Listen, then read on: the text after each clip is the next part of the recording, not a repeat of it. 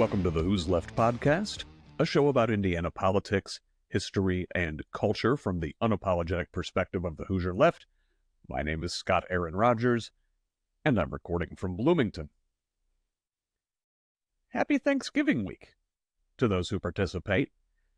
As someone who loves to cook for a crowd and loves to eat, Thanksgiving is my favorite holiday. I know how very colonizer of me take my leftist card, but have you had pumpkin pie, stuffing, and gravy, and football? Woo! America! Sorry, I got carried away. It's complicated. The holidays can be an emotionally fraught time. Many of us on the left are still distressed over the election results, wondering how we're supposed to dine pleasantly with our fox-pilled relatives and their manosphere-poisoned kids, who gladly voted for authoritarianism, knowing they gleefully, even lustfully, anticipate the harm such an administration will bring upon immigrants, trans people, and other vulnerable populations. Lots of folks have been cutting off family members as they find themselves unable to love someone who would so happily inflict suffering on others. I struggle with this myself, and I wish I had the answer for how to handle this dilemma. I'm actually speaking with Jen Senko, a documentary filmmaker and author of The Brainwashing of My Dad. Real soon, I'll have that interview for you here in a couple weeks. And maybe she'll have some advice for us before we get to Christmas. So for now, while I can't help with distressing political discussions at your family's dinner table, I can offer you this robust dialogue from the Who's Left virtual Thanksgiving table.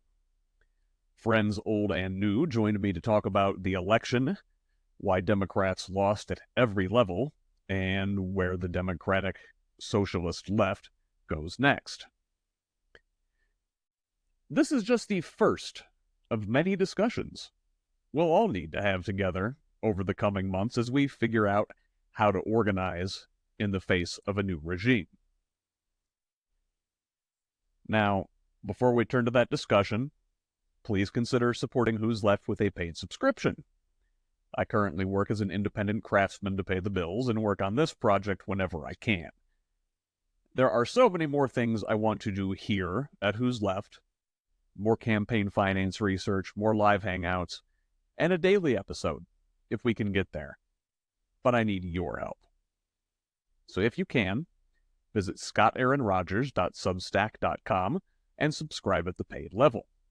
For $5 a month or $50 a year, you can help me push our state in a better direction, and maybe if we reach critical mass, I can put down my tool belt and devote my full time to this project, to you, and to Indiana's future.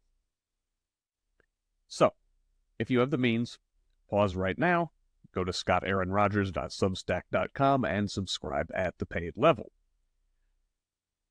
And while the best way to help this project is financially, if that doesn't work for your budget at this time, you can still help. Subscribe at the free level over on Substack. Set your favorite podcast player to auto-download new episodes of the show. Rate and review the show on whatever platform you use. This trains the algorithm to help new people find us. Follow me on social media, on Facebook, Blue Sky, YouTube, and TikTok at Who's Left. That's HOOS Left. And on Instagram, Threads, and X. For now, I'm at ScottRog78, SCOTTROG78, and on Mastodon at ScottRog78 at Hoosier.social. Please subscribe on whichever platforms you use, and send me a DM to discuss ideas for the project. But most importantly, spread the word. Forward the articles to friends, family, and colleagues. Don't just like, but share on social media. Invite others to our little corner of the Indiana left. And I might be the guy with the microphone, but I try to take this thing where your input leads me. So, please be generous with feedback. Good or bad, I value it all. To those who have joined this community already, especially those paid subscribers, I am so grateful for all of you this Thanksgiving. And to everybody, thanks for listening. All right. So for right now, why don't we all go ahead and introduce ourselves? If we're all looking at the same screen, Jesse, you are to my left. You are the box to the left of me. Go ahead and introduce yourself, and then we'll go around clockwise there. Good to see everybody. I think I know all of you, but you might not know me. I'm Jesse Brown, City County Councilor from Indianapolis, District 13 on the Near East Side, kind of rabble-rouser extraordinaire. Anderson. Hey, so I'm Anderson. I kind of self-described as an agitator and local activist in Indianapolis. Mayor of 46th Street. Fantastic. Brad, what do you got? Brad Sowinski. I'm from Alexandria, Indiana, originally Griffith, so I have some of the Northwest Indiana vibe too, but then went to Ball State. 219, represent. Yep. Yeah. And just, from that, learning that Indiana is surprisingly diverse. What goes for one area of the state shouldn't really be always the same for everything else, and I think that our legislature forgets that. I just was promoted to interim director of the Alexandria Monroe Public Library, so pretty excited about that. And I've just been arguing against Purple for Parents and Moms for Liberty and all those people for the last 3 years. So yeah, nothing matters anymore though. So just glad to have you here, Brad. Brandon. Well, thank you for your service, Brad. Thank you. So I'm Brandon. I'm the treasurer of the Northwest Indiana Democratic Socialists of America. 219 Region Rats. Let's go. I am also the treasurer of the Highland Democratic Precinct Organization. I live in Highland, about 3 miles from the state line, right off 8094. And I was an organizer for Bernie out in Iowa. Have just been trying to work on our little political revolution. I feel like we may have experienced a setback, but we're going to keep going. We're fine. We're fine. Clif. Hey, Clif Marsiglio. I have no idea how to announce myself at this point. Like Anderson, I'm an agitator. I try to get shit done. And I don't feel like any of our parties are doing it. So I'm Clif. Clif, good to have you. And then Erik just joined. Erik, introduce yourself, please. So I was the Democratic candidate for Congressional District 8 down here in Southern Indiana. Trying to run a, proudly, on the left congressional campaign, just trying to, shake things up in Indiana, stop trying to constantly play towards the middle, play towards the center, trying to be Republican light. I don't think that's what Indiana needs. I think we need, big, bold policies that people can get excited about. And I'm worried that a lot of those are going to get thrown under the bus after, what we've seen here in 2024. But I think, along with everybody else on this call, going to try and not let that happen. And podcast, and I am the proprietor of this delicatessen. Brandon, I want to start with you tonight because I caught a couple of your identity politics rants on the Facebook there.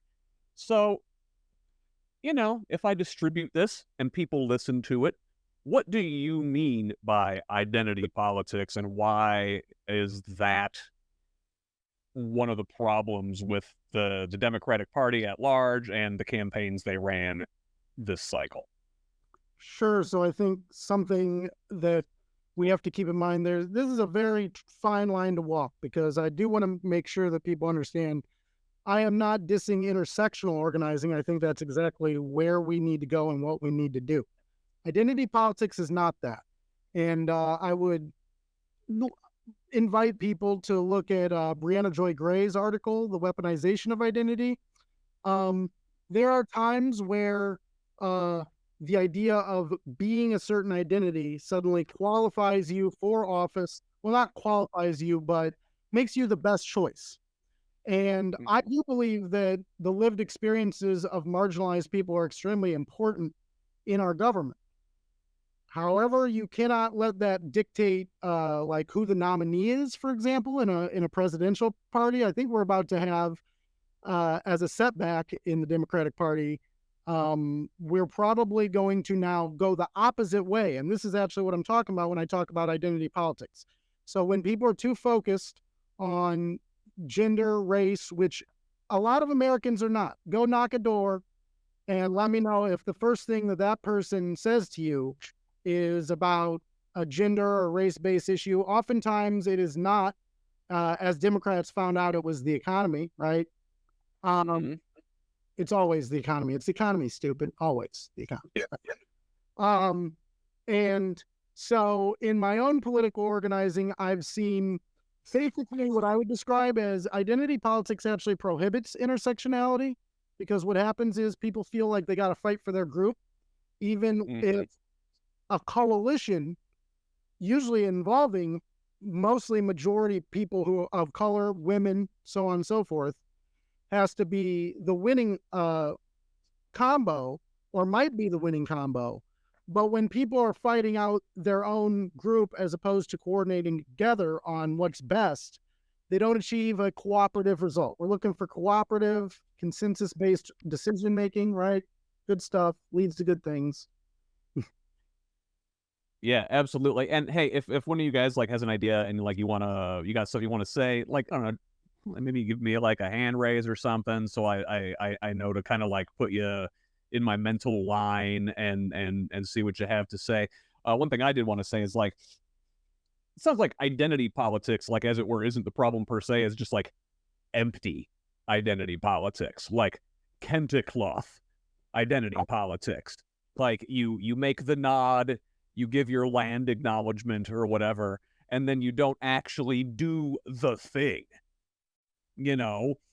And then, like, Republicans play identity politics, right? They play white identity politics, Christian identity politics, straight white man identity politics, What is a woman is identity politics, right? Oh, exactly. And so I guess it depends on what identity we want to focus on. Brad, what you got? Well, like, what kind of like, when we're talking about identity politics and everything, I guess what are they focusing on just the issues that are going to make us so upset that we forget what we're arguing about? Because everything that Brandon said, like, I don't think that the Republicans were acting in a consensus role. They were not, in their campaign, they were not doing any of that, and they won by a lot. So, I mean, like, I know that the roles are different, but it seems like they didn't follow that playbook, and they trounced whoever was in front of them.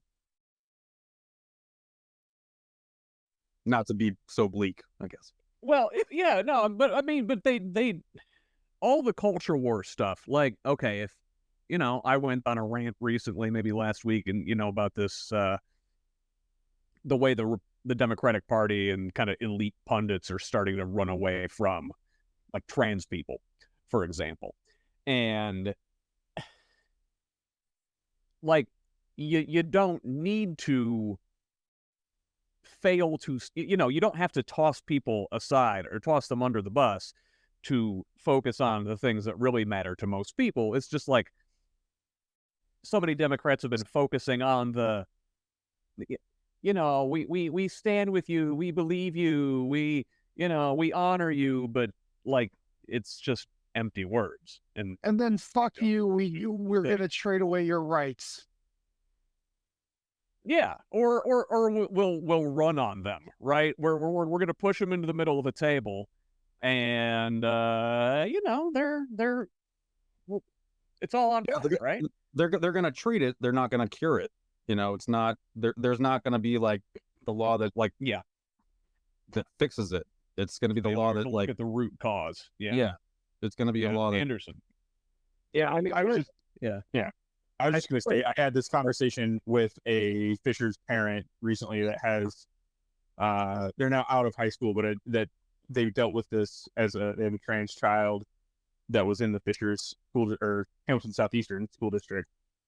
And I straight up told them that I think Trump just running that same Kamala ad that was trans people in jails getting all the care they need or whatever it was and then they had no argument against it. They just let him keep running it, is what hurt them.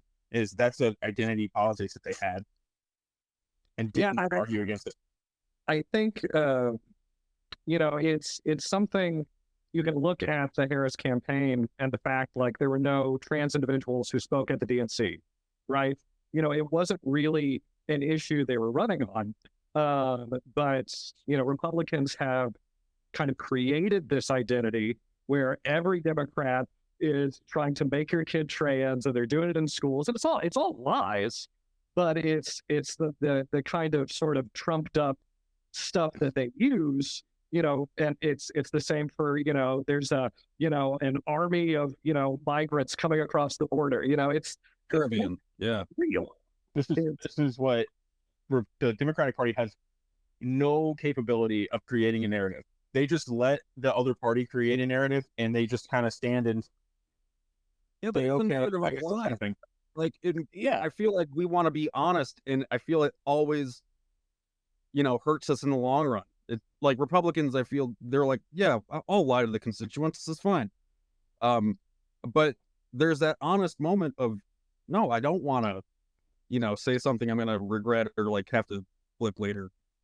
They lie to them about things that people actually want to hear. They lie to them with populist ideas is what they do, though. Yeah. Well, and they don't follow through on it by any means. But this is something like kind of what Scott had mentioned about Democrats sort of running away from trans issues following the election. And, there have been people in the Democratic Party who said, oh, we lost because we were too woke. And I think we all know that that's one of the big issues. When people say that, that's what they're talking about. But the reason that throwing trans people under the bus, it's not even going to work because Republicans have labeled Democrats as these, extremists who are turning all the, the kids trans and making the penguins gay and all of this kind of stuff. Yeah. And so, you have these members of the Democratic Party who are trying to chase the censor as Republicans are going further and further right, and it's not winning elections, and it's not bringing positive change, and you're hurting people that you're supposed to be trying to protect in the process. And so I'm worried that is where the Democratic Party is going to try to continue to play to the center, and it's going to just kind of hurt everyone. And so I don't know what the future of the Democratic Party looks like if that's what they start doing, because they already weren't running on a Green New Deal. They already weren't running for Medicare for all. These were issues that they weren't talking about. So how were they brought up? Because that's how the Republicans have labeled. It was the Republicans bringing it up. They were driving the narrative. They were the ones putting it front and center. And it was an issue. And the name is escaping me, but she just got elected to Congress, the first trans person in Congress. Sarah McBride, Delaware. Sarah McBride. She made the point. It's like, I didn't run on my identity. Republicans made my identity the thing that is front and center. And that's what they've done. And so all of these issues, it's like, oh, they're coming to take this, they're coming to take that. Now, there were people like me running on those issues, but that wasn't the national narrative, or that wasn't the national policy. But that still became the narrative. And yeah, so what I worry about, especially in a place like Indiana, is if we keep trying to chase the center down, because what even is the center anymore? Who are these moderate Republicans who are going to suddenly vote Democrat? It's not happening. I see they keep moving to chase this increasingly small portion of disaffected Democrats. Meanwhile, they're leaving behind a whole group of people who are just like completely disaffected with the process. And I think, oh, absolutely, a lot of the Republican wins come from a place of nihilism, especially from white people who don't actually know what it's like to suffer, and they're like, yeah, what are they going to do? We're going to be fine. We're white people, right? And so they're like, yeah, man, this thing's not working. Burn it all down. And, a lot of people on our side of the aisle, unfortunately, agree with that. I mean, I don't think that's the way to get where we want to go. What's the best way to sort of diffuse this way of thinking? Like, how do we just pull things back the other way? I like to say judo. How do we judo this thing, Anderson? Yeah, I think this is one of the my original how I pulled you into this of my screaming about populist ideas is if you look at a state like Minnesota, who has seen a lot of Democratic wins lately, but it's built on this base of the Farm and Labor Party that basically sides with the Democratic Party. There needs to be a strong opposition to it's basically moving that Overton window. There needs to be an opposition party like a Farm and Labor Party that pushes the viewpoint of what that Democratic Party needs to be focused on. And that's how places like Minnesota has seen great success in progressive policies in the last few years. I'm going to agree with him on that. Oh, Clif. No, you go right ahead. I was going to say, I'm going to agree with him on that. And I agree with everybody about the identity politics. We need to stop. We need to just say, we don't care about your gender. That is weird thinking about what is in your pants. We support you regardless. Yes. We support you 100%. Let's fucking focus on the issues, because what's in your pants is not my issue. I don't care which restroom you use. That it is weird thinking about what is in your pants. When I ran for lieutenant governor, one of the things I focused on was, as Anderson said, farm and labor. When we're talking about things such as right to repair, you talk to most people, they will not know what right to repair means. You talk to a farmer, they know what that means, because that's $100,000 more for their John Deere tractor, because they can't put a third-party spark plug in their machine without it shutting down and having a service rep come in to charge them double.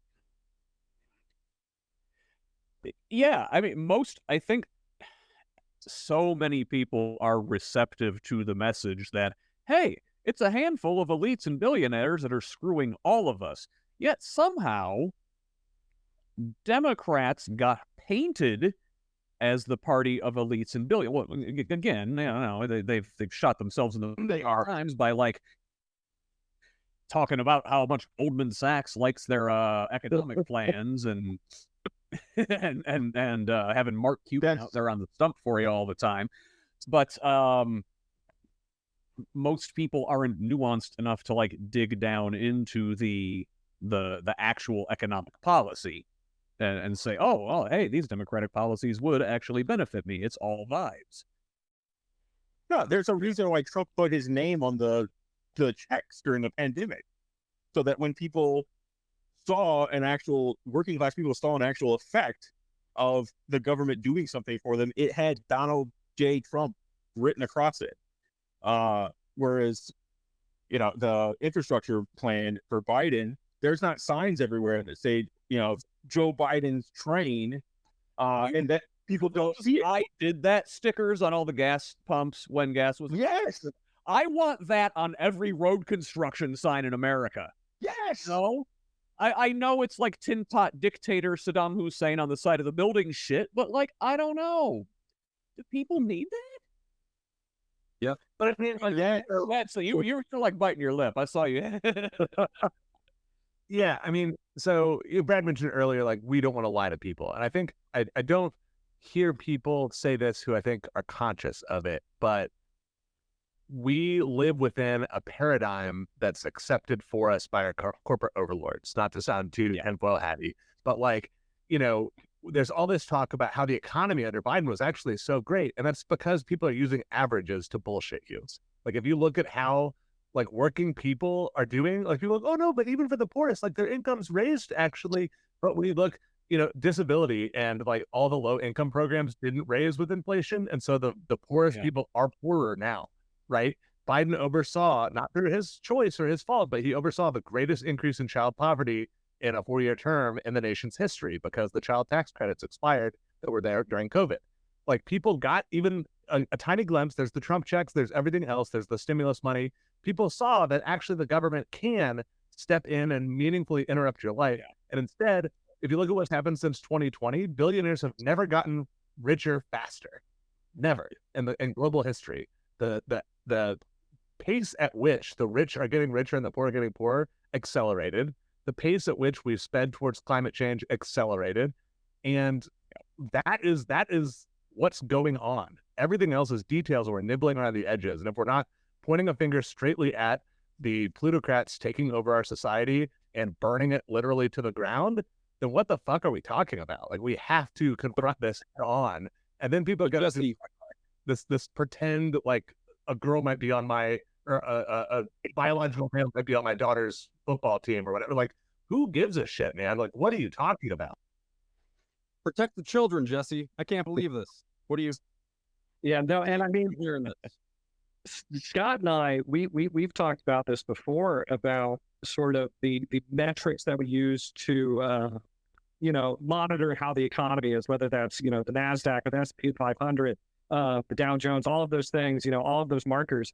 I mean, it truly is there because, like, when you look at stocks and stuff like that, it's what, 10% of the people, 5% of the people own 90% of the stocks, and so it is not stock portfolio doing, Erik. I mean,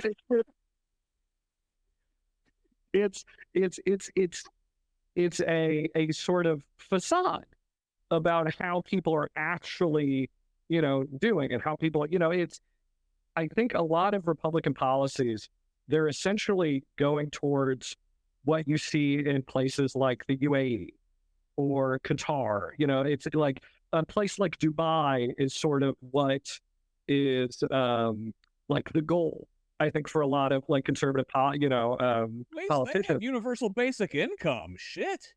Well, I mean, yeah, I mean, there are even some things that are beyond that, but they're the oh, look at this big city and you have all this, but it's built off of this, incredibly poor,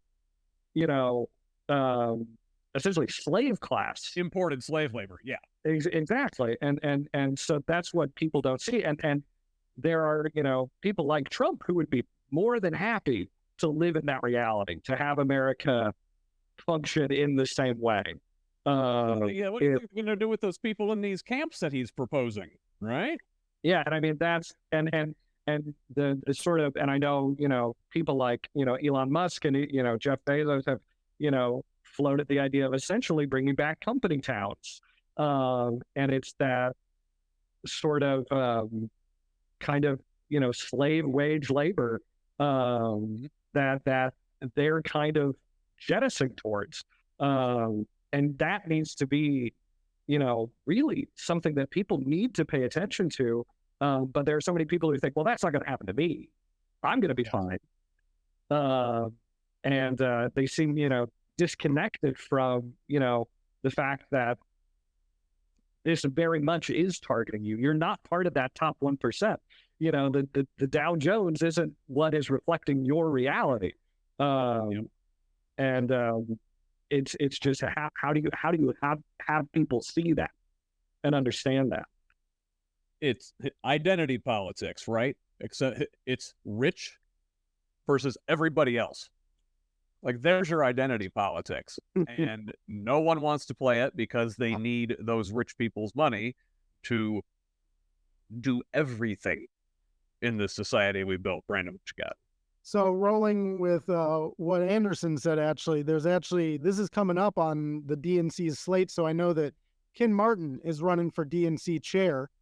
And he is a former Minnesota Democratic Farmer Labor Party official, is really one of the heads of democratization in Minnesota under people like Paul Wellstone, leads all the way up to the, Tim Walz signed the bills in that Minnesota legislature session in 23, I believe it was. That was the product of a bunch of democratization-based organizing by the Minnesota DFL.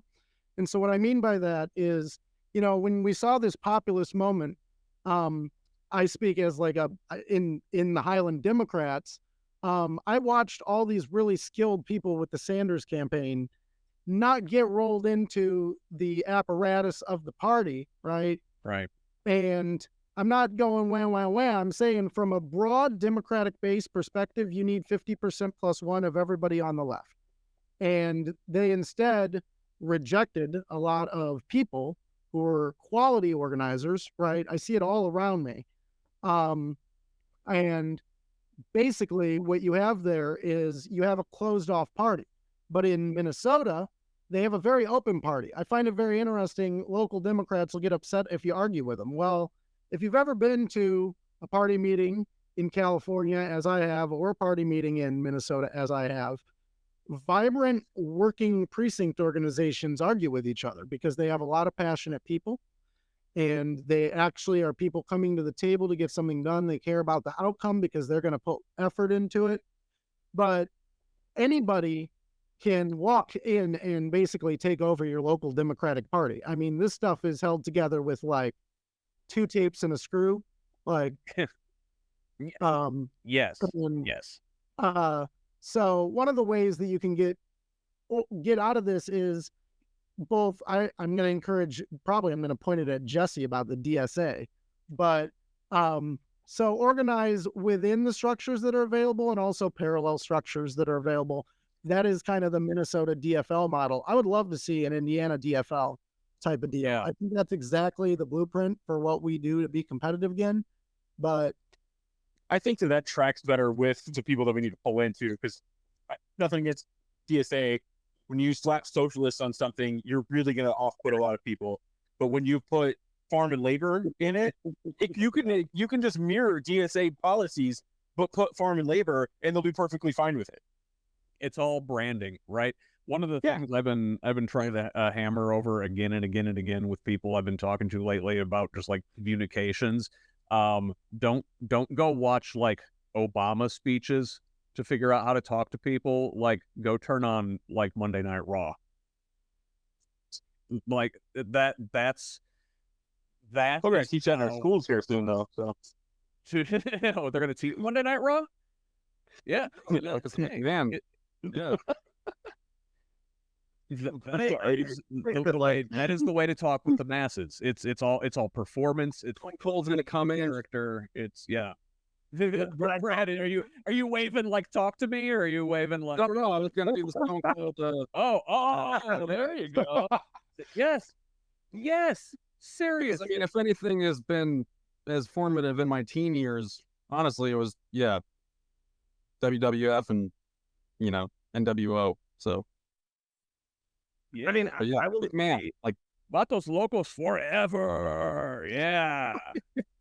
I will agree that messaging and like platform wise, that is a better way to talk to people. But I think that it's way, way, way less important than people realize. And I think it really does get back to what Brandon was talking about. It's about actual deliberative democracy. It's teaching people how to do politics in a way that isn't just show up, look at your phone at who's on the ballot, and then cast your vote, which is what most people do. Like most people are not brain poisoned like all of us on this call, paying so much attention to what's going on.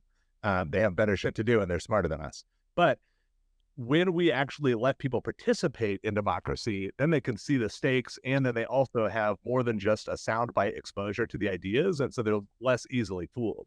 And like, just to talk about Marion County, for example, as an elected official in Marion County, even if I have to fight tooth and nail with the county party chair to get it, I'm legally entitled to the list of all precinct committee people. And so I was able to see that out of 670 spots we're supposed to have for the different precincts in Marion County, 170 of them are sitting empty, and less than half of them were actually elected into their position. The rest are appointed.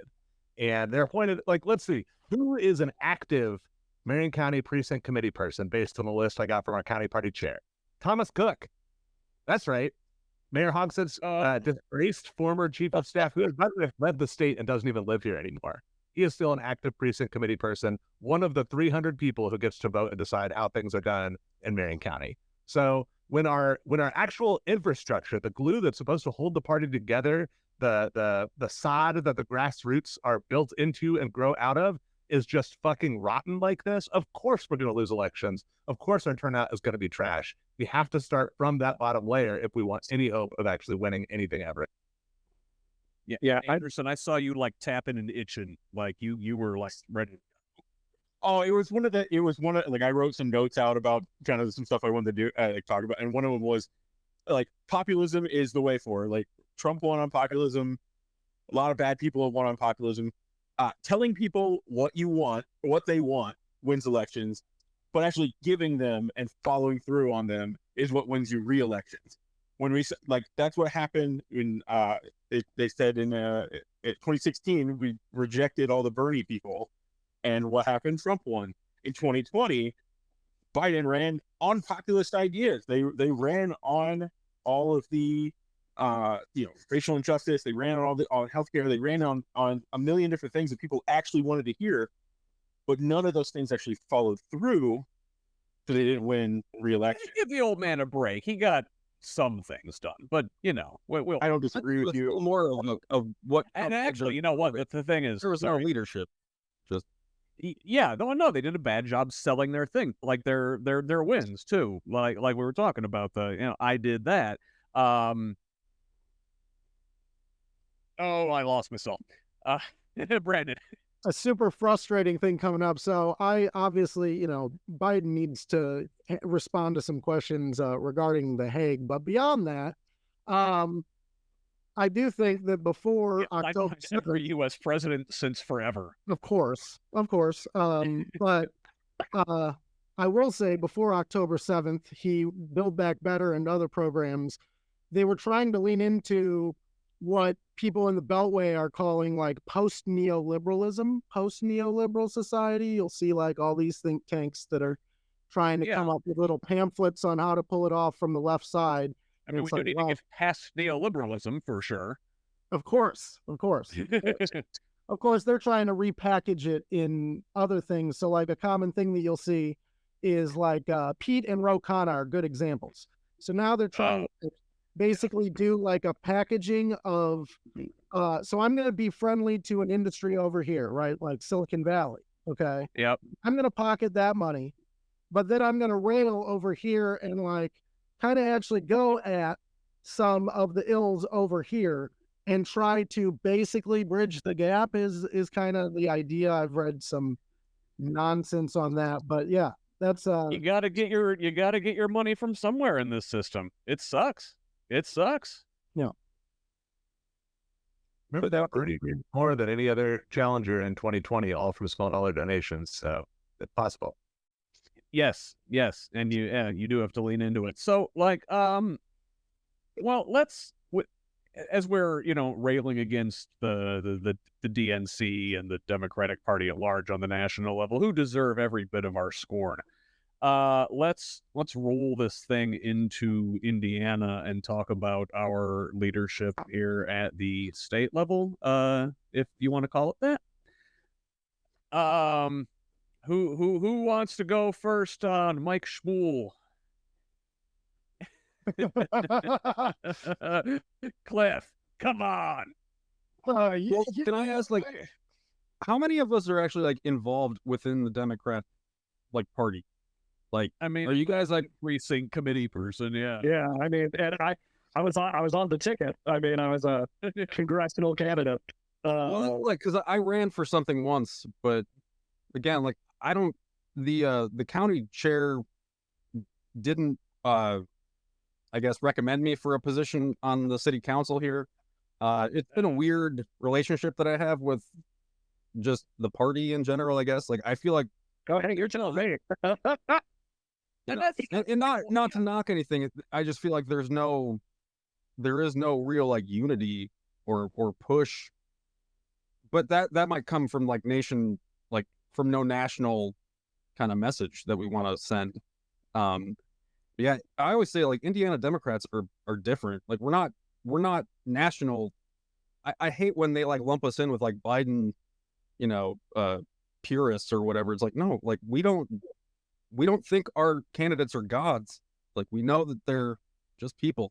So I don't know. It's how do we fix that? How do we kind of fix like a more welcoming party? Like, Brandon, who was talking about Minnesota? Yeah, like it just being an open Democratic party. Like, how do we get more towards that? Brandon, You need a regime change, honestly. I mean, I Well, get it from the current. so some of these things can actually be done by people like making relationships with your county chairs, talking to the next state chair. So a thing I like to kind of talk about is do comparative politics. So for example, if you like the Minnesota Democratic Party, read their rules, see what resolutions they passed. In a lot of situations, Indiana is, 100 years behind everybody else. I mean, we already knew that, right? But in that situation, you have these other parties that have had more vibrant disputes in their democratic apparatus. And so some of these basic things, so Jesse had mentioned like access to the precinct committee list.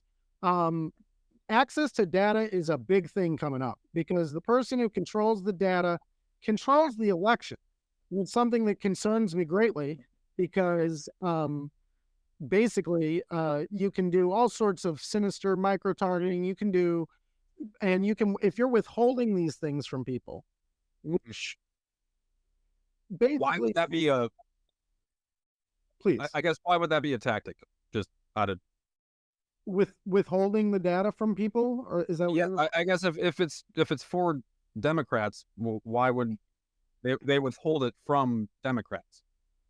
because it's not their brand of Democrat. So I'm from Lake County, where we've been going at it with our own for a long time up here in Lake County, basically as long as we've existed, right? And so in my situation, I find it quite amusing. So I can get the van for Congressional District 8. I can get it for various clients in both Michigan and Minnesota.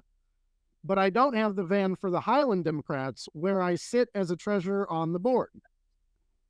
And so it's basic things like that, like the basic framework of democracy. Like, don't get too focused on the national stuff because that was decided by like 30 years of circumstance that has been cooking up since before we were ever born, right? But the next tomorrow starts now. You got to do it now. Lay that groundwork. If you've got people, you're like, oh, I think that the Democratic Party sucks. Well, I mean, change it. Add some people into the precinct committee room.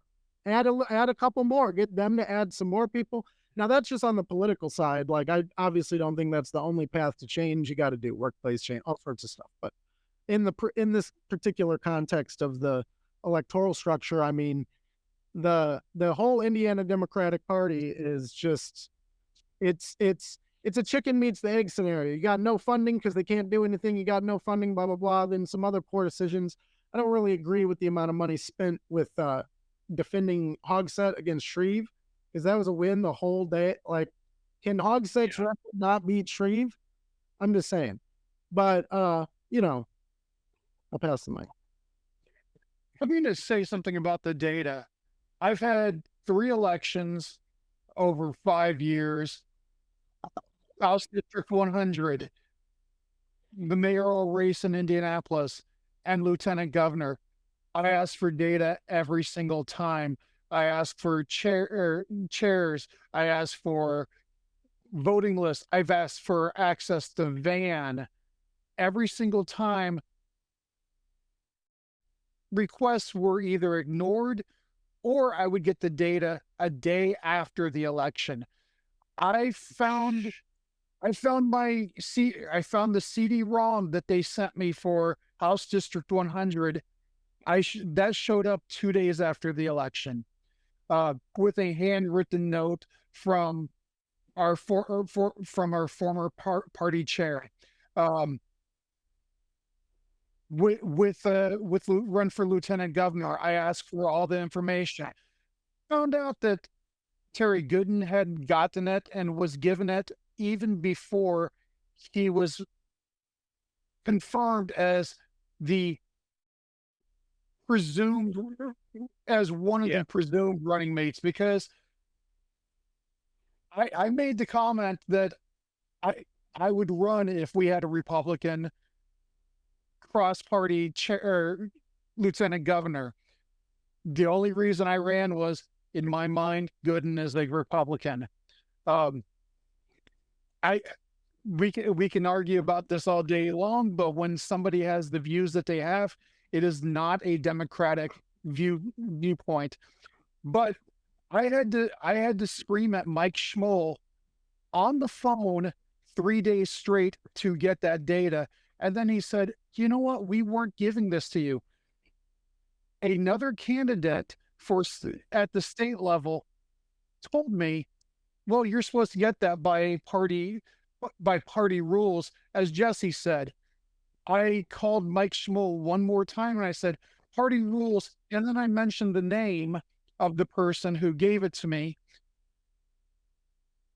I was hung up on. I got a call back an hour later from the person I had mentioned, who had been reamed out by Schmoll for telling me that it was a party requirement to give me the names of the delegates. They had to, and they went out of their way to create a database that I could not download. I could only use it as a web interface. Fortunately for me, I'm a former programmer. I grabbed all that data and I gave it to a lot of people in the party. I mean, the one thing I would add, though, because it's come up a couple times, I'm trying to cut you off there, but when you say it's a party rule, it's actually often encoded in our state constitution, or at least the Indiana Code, if not the Constitution.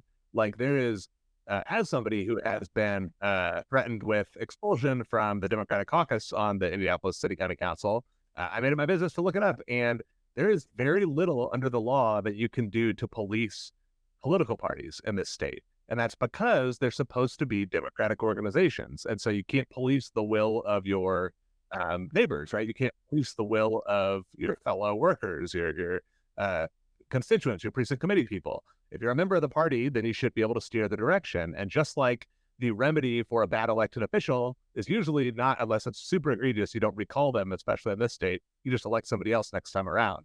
That's what we're supposed to be able to do with our state party chair, with our precinct committee people, all the way up and down. And that's why it's incredibly, not just self-defeating, but dangerous for us not to have any bottom-up control over the Democratic Party, because that is the remedy for bad behavior, like Clif just described, is we have to be able to influence the party. And when we don't have seats at the table, we can't do that. Yeah, so like Brad was saying, he's like, you got a bad relationship with your party chair or whatever, and that stinks. It's like, well, shit, we got to go around our party chair and, maybe talk to precinct people or whatever, and then, oust the guy. It stinks that that's the system we're stuck in until we're not. Erik. Hey, I have to hop off, so I just wanted to quickly kind of give my 2 cents on this. I mean, there's, I think, a lot of people, not just in Indiana, but on the national level in the Democratic Party, who are happy to maintain the status quo as long as they are in those positions within the party, that they have that influence, that they get, that paycheck and stuff like that. And so I think that's, when you see people kind of getting pushed off, who want to shake up that status quo in a big way, who want to bring people in from the bottom, who could push them out of those positions through a democratic process. I think that's why you see a lot of that pushback. But the truth is, we need, radical change in the Democratic Party of Indiana. Because I ran for this congressional seat, one of the reddest, seats in the state, in the country, outside of CD1 and CD7, so the Chicagoland area and Indianapolis, where we have the two Democratic representatives. Democrats, since 2010, are now 1 in 55 in congressional races. And when you look at sort of my race versus some of the others, so say Tim Peck, because I think outside of Andre Carson and Frank Mervan, Tim Peck raised the most money, where I didn't raise a ton. He outraised me by a significant margin, and it didn't really make much of a difference. I think he got 1% more than I did, and I don't think it, what he was getting compared to Paris or compared to Jennifer McCormick, it was essentially flat. And we've seen that a lot. It's basically, you guys all had about 35. It was all very similar. Yeah. And there was somebody running a county race down here, and for 2 years, she must have knocked on I don't know how many doors, went to I don't know how many meetings, things that in a 21 county district, I could not meet as many people face to face. And I think she got like 1% more of the vote than I did in Vanderbilt County. And it's some of these sort of, traditional methods that I think absolutely still have value, but operate in a different context than they do in swing states or swing districts than they did in, the 1980s, which a lot of people who are still in charge of the party came up in the 1980s. And when you look at like old electoral college maps, when Eisenhower was winning, when Kennedy won, when Reagan won, it was the whole country would be one color. Yeah. And we don't live in that country anymore. That country doesn't exist anymore. And so there has to be, I think, a radically different approach. What it is, I think we have to figure out. But we cannot continue to hold on to these different tactics that maybe worked, in the 1980s. I heard so many people, when we had these races this year, talk about, 2008 when Obama won. We don't even live in that state anymore. It's a different world. And if we are continuing to just hang our hats and kind of play the game like it is 2008 and convince ourselves, we're just one more door knock away from just changing the whole thing. We're not. We have a lot to go, and it's possible. And I think especially if younger people can get involved, but that's the trick. But like the mayoral race where I live in Evansville, we're a city of over 100,000 people. The mayor won with 9,000 votes. So the ability to create massive change is very possible, but it's just about tapping into those people. I wish I could have done it. I tried to do it. I think that's the key. It's incredibly difficult, but hopefully we can tap into that group of, just disillusioned, disenfranchised people. And I think it's going to get harder. I think, you're going to see more people, more progressives leave Indiana, which is only going to compound the problems, especially if, they're worried about, bigger abortion bans or, the way education is going. And with, somebody like Micah Beckwith in the State House, I can see, I know a lot of women who don't want to be pregnant in the state of Indiana. And so that, it's going to be tough, but it is still very much possible. And so that's just what I wanted to leave off on. And it was great talking to you guys and seeing somebody again. And we will continue to talk, in the months and years ahead. All right. Keep up the fight, guys. Hey, thanks, Erik. It's good to have your experience and expertise here. Appreciate you. All right, everybody. So, hey, my 45-year-old bladder is telling me I need to take a break. See, will you sort of hold down the fort here while I disappear for a minute?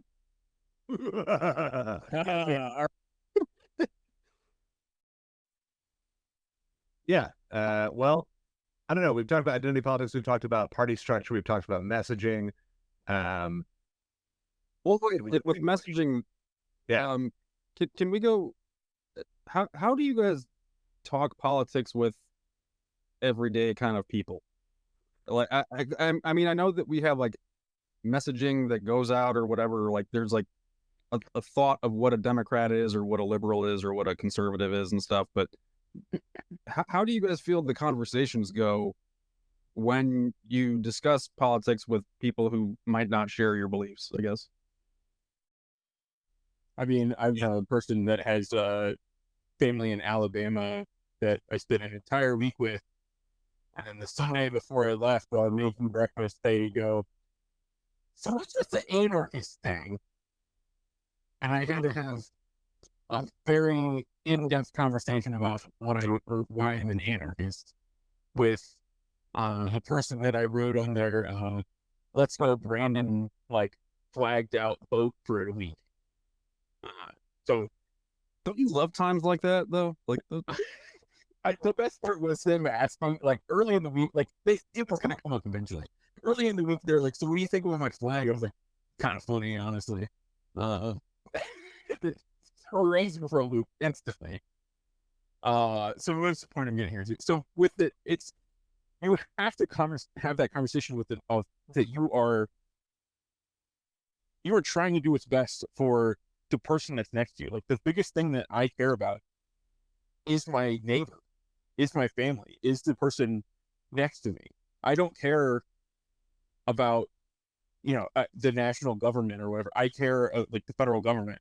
I care about the people that are directly next to me. So I had to have that very long conversation with a retired police officer.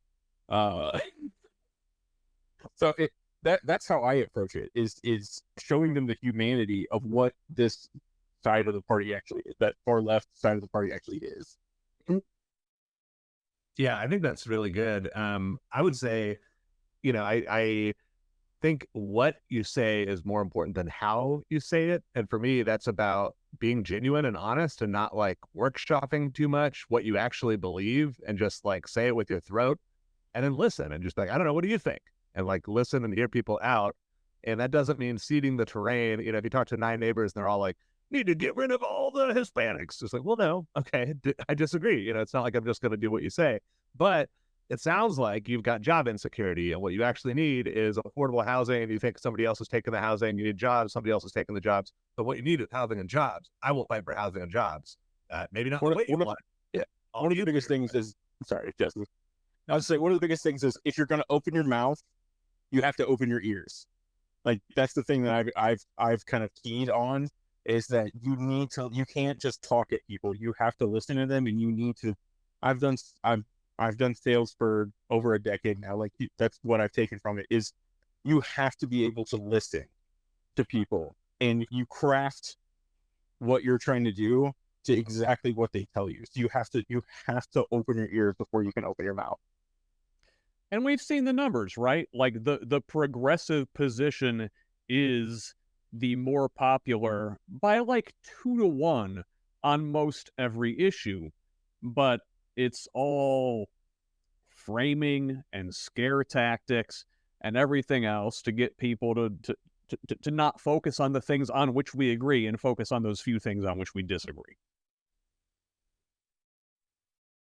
Yeah, exactly. When we talk about the amount of time that they spend on those identity issues, like with the trans bathroom at the Capitol building or whatever, like how would I have never seen them that enraged, and they've dealt with school shootings. Like I feel like they are showing more emotion right now than when there were actual like dead children, and how often does that happen versus a trans person needing to use the restroom, like at a school? I feel like one is a little bit more frequent or important to make a law and pass a law about than they're surprisingly quick when they want to be. So You're more likely to have a community resource officer molest a child than a trans person. The Republicans really want to make it about identity because then they can split it up. They know that if we start arguing about these things, okay, then it's going to be very hard to unite people of various identities to unite around common economic issues like the minimum wage, like housing, like healthcare. As long as, and so it's interesting in this election to honestly see the Republicans, like, one of the things that I hear when I talk to folks who are on the Democratic side is that they are really blindsided. One of the big highlights was the amount of Hispanic men that left the party. But then if you actually listen to what people are saying, it's not really that much about race at all. They don't trust that the party is doing what they need policy-wise when you talk to them. So, and I'm talking economic policy. It's always the same thing. It's I'm not saying they say it's the economy. They almost always invariably describe some aspect of their life that is a downturn in the economy that then gets related sometimes back to identity. But again, while we experience the world through personal identities, politics is about coming together electoral politics is about 50% plus one. And so, in order to do that, you need a cross-cultural working class alliance. It's very concerning that the Democratic Party has ceded the working class for now. We're coming back. We're going to win the party back. We're going to get it for the unions, the working class. It's happening. It's going to be a holiday or Sunday. 2028, we're coming at you.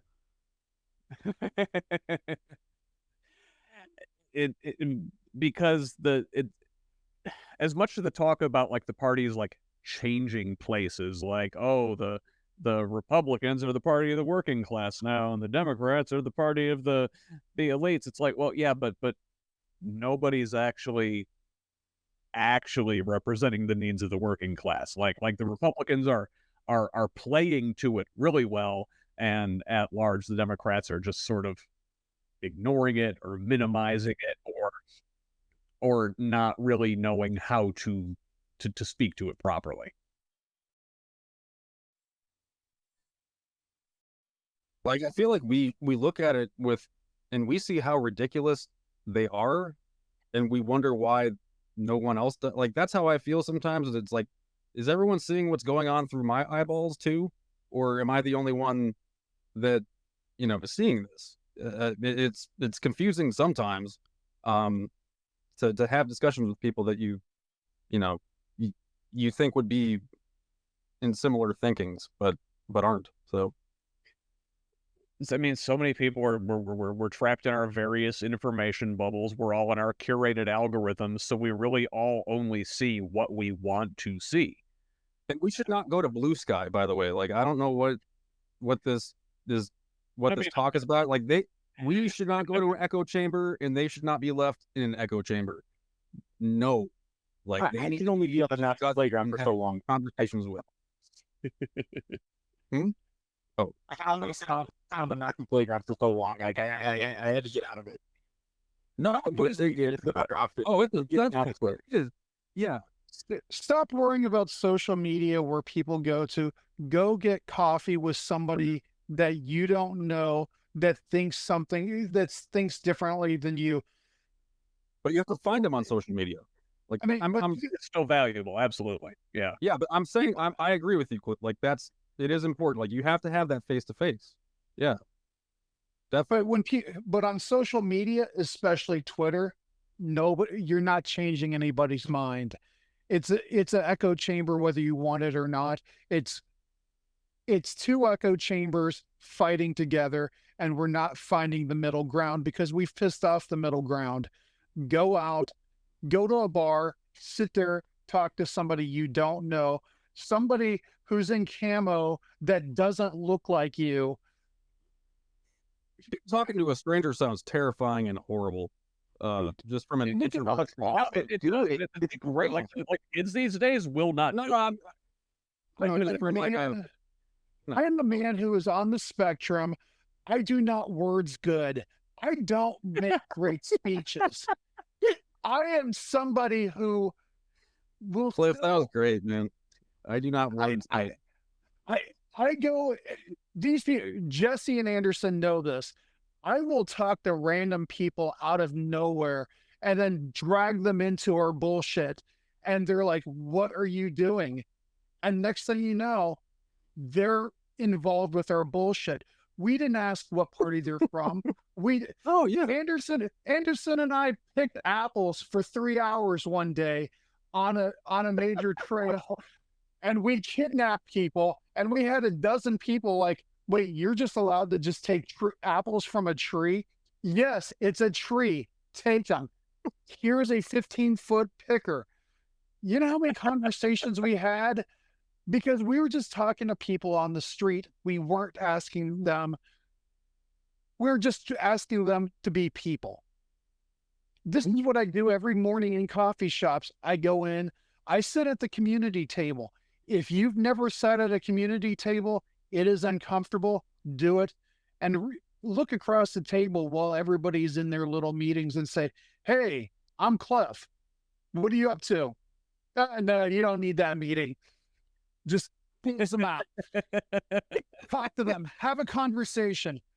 Or you get involved in the meeting and you get booted off the table. That's happened. But this is how we talk to people, and we've forgotten how to talk to people in real life. Even this is better than social media because we're sitting there talking to each other in real time. If we disagree with each other, we can address it, and we can address it rationally, and we see each other face to face. I'm not going to tell anybody here they're an asshole except for maybe Anderson, because the rest of you guys are agreeable. Approved. That's what happens in real life. You can talk to people, and you don't have to be jerks just because we're on the other side of some social media. If I could get off social media tomorrow, I would. Well, no, let's talk about being jerks. Because this is a room full of fucking white guys, right? Like, let's talk about this. We're the problem. Well, Brandy's trying to get on, and she can't figure out how to get on. She says she's okay. I keep like I don't see Brandy's face, or she's all mutant on no camera, and I'd love to invite you in. And we need less white men. Yes, please break up the sausage fest. Thank you. Nope. No, we can't. You might be mute on your own computer. Just like women should understand how technology works. Oh wait. Oh, hold on. I think I saw the mute path. Are you there, Brandy? No, you're still not there. Oh.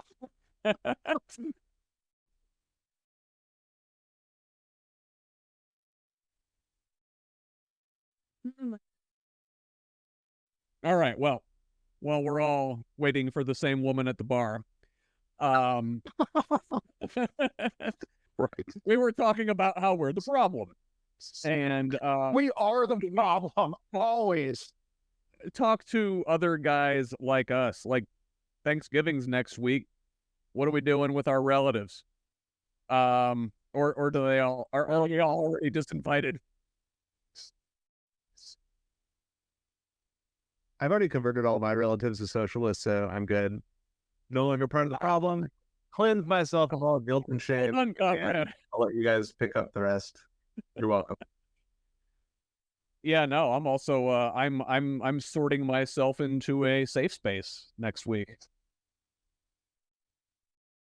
I'm going to be with my mom and my sisters, and yeah, lots of love from the women in my life, and try to support them and be like, yeah, sorry about the rest of us. Gonna take a bunch of old European white men books to Thanksgiving. Oh, that's actually an American woman. That's a black. Sorry, the white man came back. Let's all pay attention. What are we doing? We don't know. Can we hear Brandy yet? No, we still can't hear Brandy.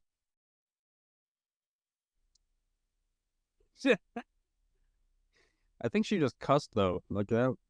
I did. looked- I definitely. It looked like an F-bomb. I'm pretty sure that. She mouthed an F-bomb. We saw it. Yeah. See, we don't need the sound. It was a preemptive bleep. Yeah. The mute knew to do its job beforehand. I'm sorry, but right now this looks like the patriarchy is just muting her. But at least we could see her disapproval and frustration. So that's I think part of the Yeah. So we're pretty much in a Democratic Party. Well, the sexual harassment hasn't started yet. That's my senator, baby. I want to do an episode about this soon. I've been mulling it over a lot, like since this spring when the stuff about David Nagoski up in South Bend dropped, and you know I'd been putting off like addressing it all year, also like interviewing everybody else in the state, but and now with Porter, I mean, the Porter issue I've goes been a back shitty to dude in my life. I'm gonna have a hard time saying like, "Oh yeah, these guys suck," without saying, "I also myself have sucked at times." And you know that's gonna be hard for a lot of people. You know what? I was having this conversation actually with Jesse earlier. We've all sucked at some point in our lives, and the hope is we get better. And the hope is we're not getting better yesterday and then telling everybody else they're wrong. We have to do the work. I've been a shitty person and I've done the work. I've done a lot of work. I still need to do a lot of work, and I will need to do work the rest of my life.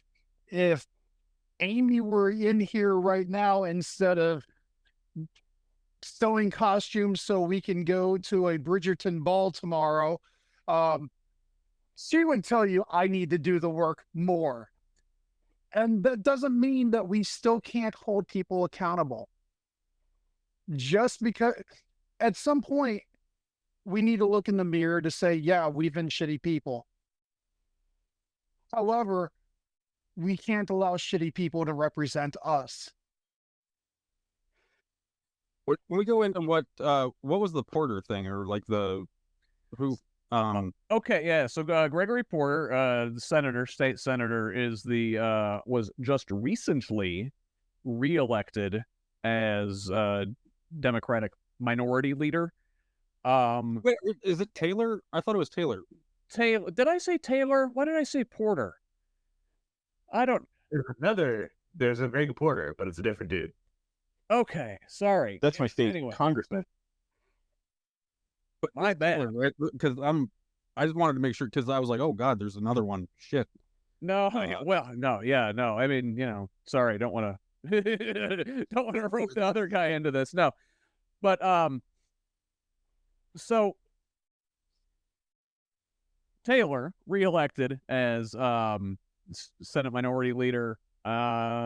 This is, I don't know if it was after or like kind of just before or kind of simultaneously with some accusations coming out in a article The day before. in the Indy Star about, you know, a repeated sexual harassment from him, like as in a kind of, hey ladies, do not be alone with this guy kind of thing.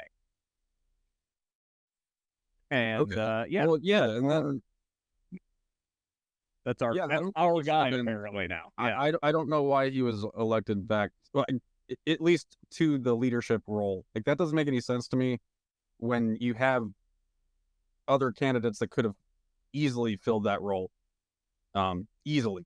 and That's it what would we have do when shown, we have 10 if they were state serious senators. about it, it would have shown people the Democratic Party was serious about it. Yeah.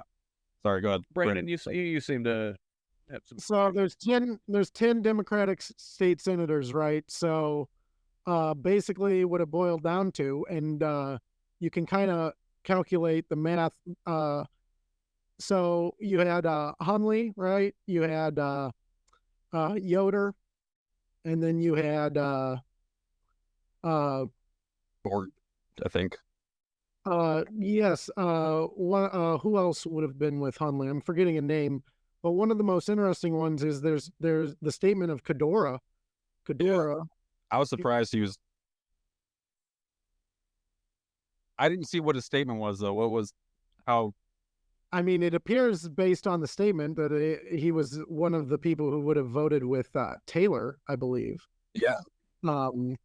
Yeah, based on that math, like you said, that's. And Pohl was with Hunley, I believe.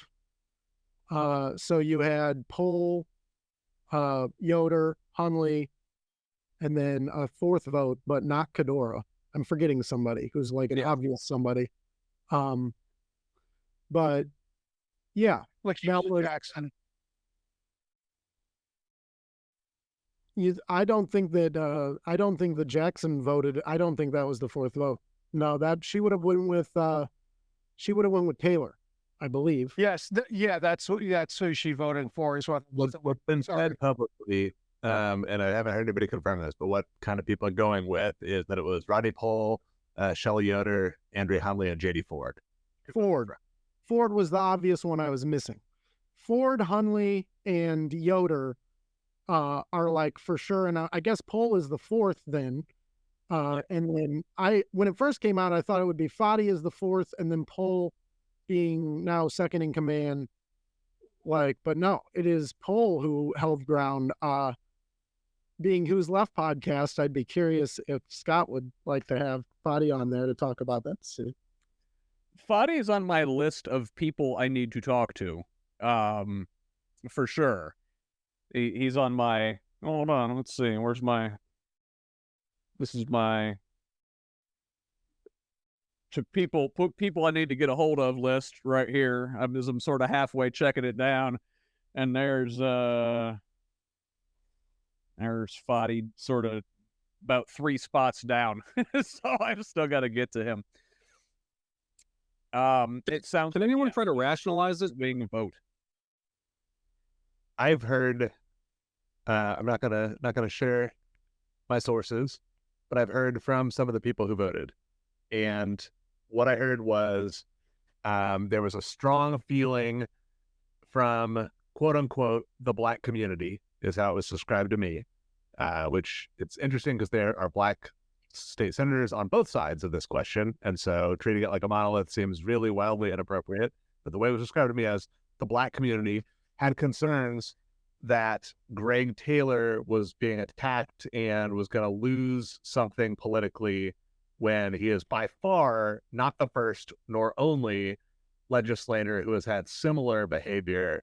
None of whom seemed to like really get in any kind of trouble for it. And so as the first Black man to ever be even a minority leader, much less a majority leader in our state, they thought that that was a bad precedent. The words due process came up a lot.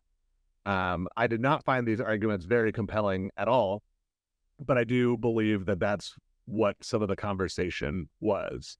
Some of those same people have told me that within the next few days, likely Taylor will no longer be the minority leader. So I don't know what that looks like. I don't have any more details than that. But yeah, I found the argument really disappointing, and I just think that first off, like being the Senate minority leader argument, yes, yeah, well, but I mean, like, so like this, it assumes that the Senate Democrats matter at all, and they don't. They literally could all never show up to work, and the Republicans would still have quorum and could pass whatever they wanted anyway. They don't have enough votes to stop anything. They are a smaller super minority than the Republicans on the Indianapolis City County Council are. So they just don't matter in terms of actually being able to legislatively get anything done. And certainly the leadership position doesn't matter at all, right? I mean, they each just get a vote, and they have soft power of trying to talk with their peers on the other side of the aisle and try to, negotiate some things. So it's not like they could do nothing, but whatever they could do does not require that title. And so to me, any of those concerns that were brought up, like, they can make some sense, I guess, but why, okay, just don't be the leader right now while, like you shouldn't be elected leader the same day that this front page article in the Indy Star comes out saying that you're a sex pest. And you didn't deny it. You said you blurred some lines. That's disqualifying. I'm sorry. Yes. Hey, look, we've got some more. We got another lady in the chat here. Yeah, it looks a little sparse, huh? Hey, we can hear you, Amy. Hey, Brandy, can we hear you yet? Brandy, how's that mic working? We need to invite Brandy over here because my house is apparently working. That's where the hot spot's at. You're an East Sider, aren't you, Brandy? Oh, that's right. She can't. Yes, like twice for sure. Well, Jesse, what about Andrea Hunley? So you brought up how, they thought it was like a thing because Taylor was black, but it, like, if they would have voted Hunley in, like, she would have been probably like the first female, minority. So, like, I don't understand how that wouldn't have been a better option, considering everything. Neither could I. Yeah, I will say, I reached out to Andrea Hunley and just said, hey, because I actually had several people reach out to me. I'm a big Andrea Hunley fan. She is my favorite senator. I'm not afraid to say that. Hope she becomes our mayor someday. But in the meantime, I think she's doing a really good job, and she is my representative as well. But I reached out to her because a few people reached out to me and said, like, yo, what's up with your girl? She agreed to serve as the assistant under Greg Taylor. What the hell? And so I reached out and I was like, hey, I was actually pretty disappointed that you would kind of legitimize his leadership by agreeing to be his second in command. Just wanted to share that feedback. And she just accepted it. She's like, thank you for the feedback. I appreciate that. But then a couple other people were just like, well, hey, you don't know all the details. And I was able to get some details. And what I heard was, I'm trying to think of who I heard this from and make sure I'm not like blowing anybody's spot by sharing this in a semi-public front, but I'll just go ahead. What I heard was that the first round of voting, she did not accept. And then people did not name names, but what I was led to believe from having a couple different conversations is that it was going to just appoint the second in command. So it would have been literally two sexual predators as the two top leaders of the Indiana Senate Dems.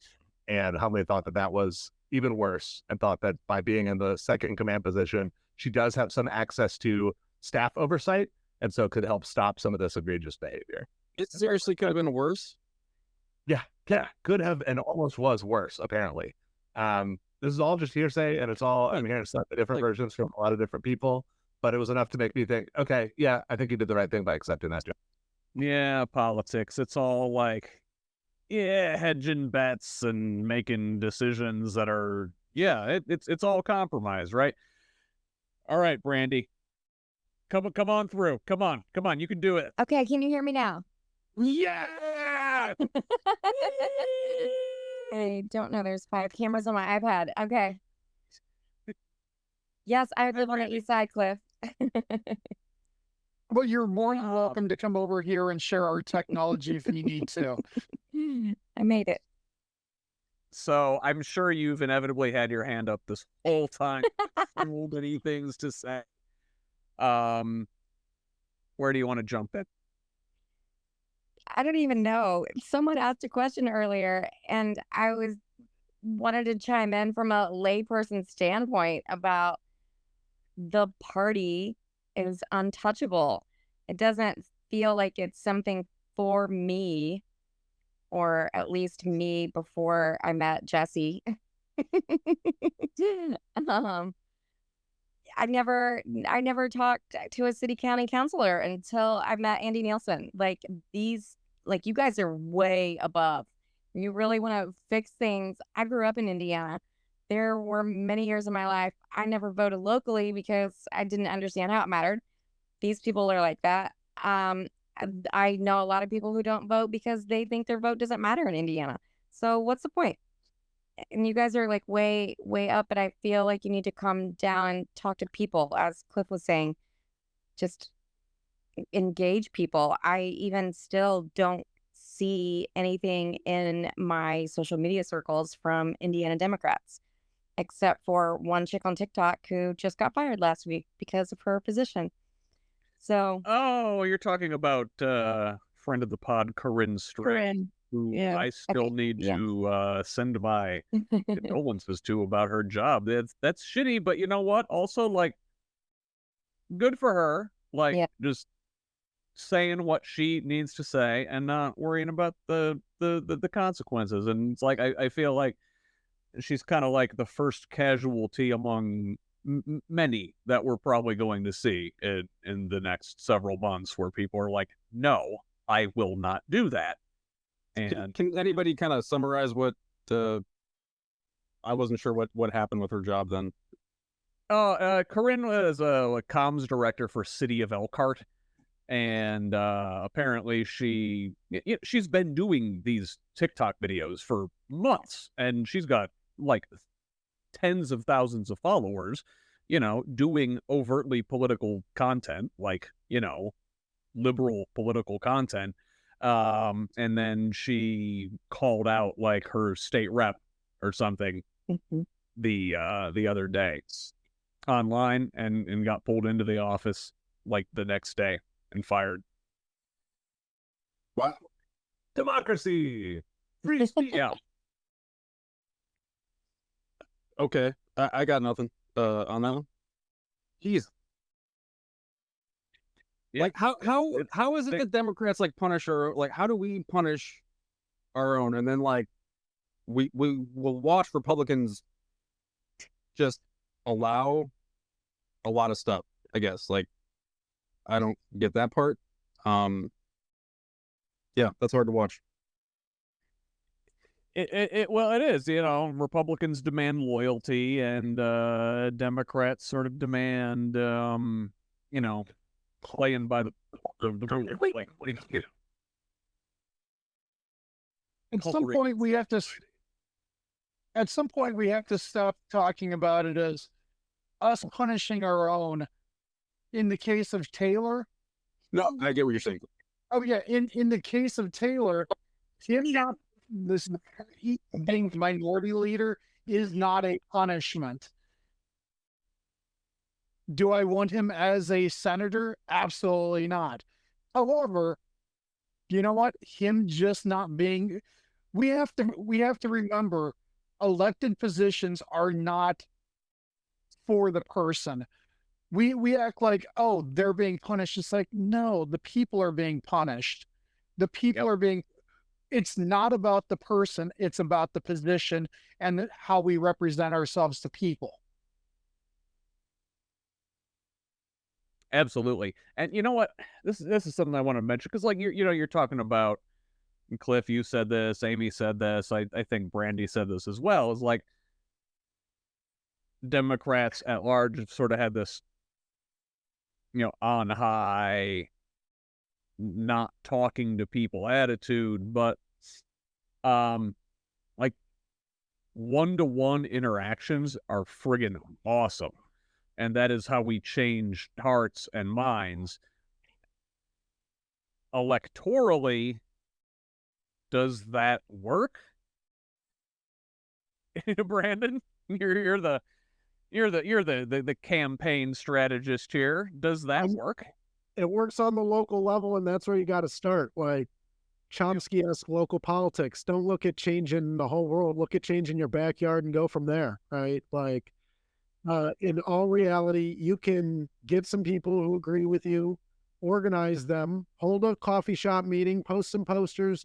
Boom, you got 5 people in town that are willing and interested in political work. Find out what they're willing to do, kind of roll it out from there. A lot of people look at the top, right, and it gets so frustrating. But part of the reason it's frustrating is, like Jesse was saying before, the grassroots are just dead, but there's nothing there.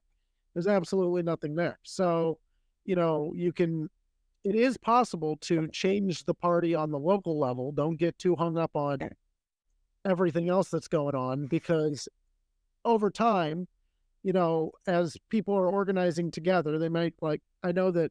So for example, they took over the Reed machine in Nevada.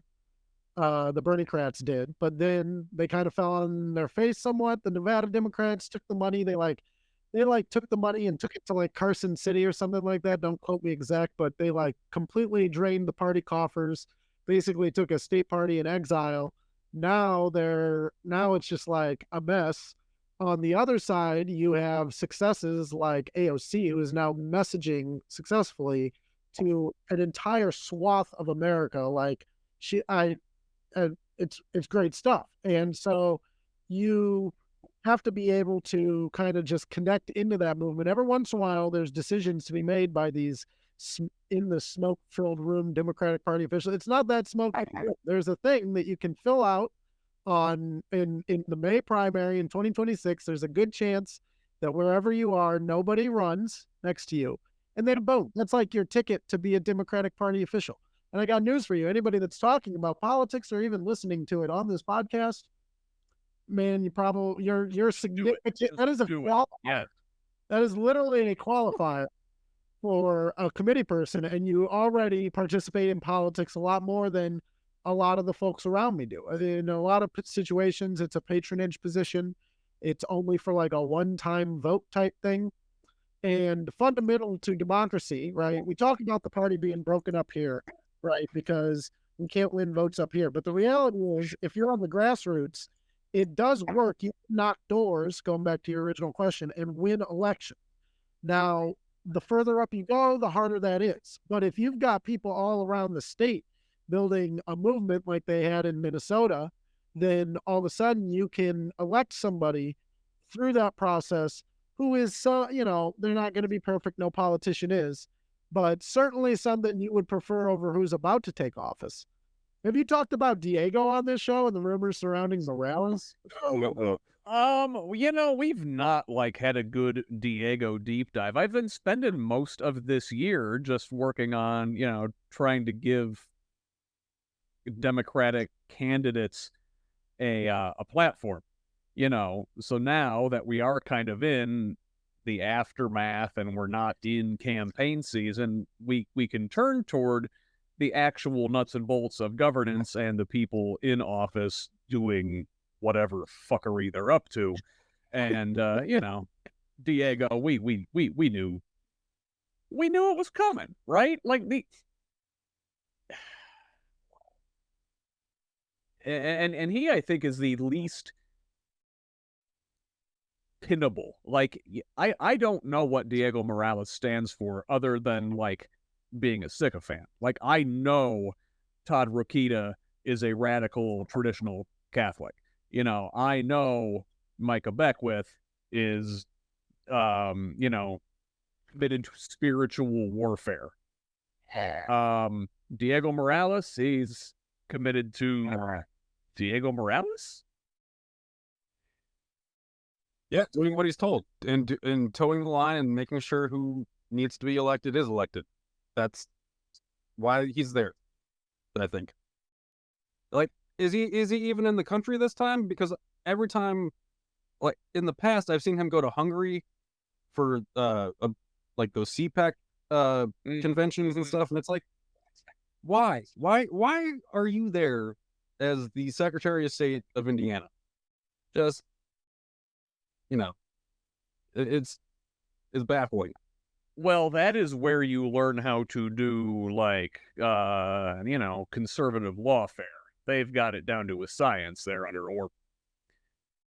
Yeah, which that's what I mean when I talk about, is everybody watching this with the same eyeballs that we all have or something?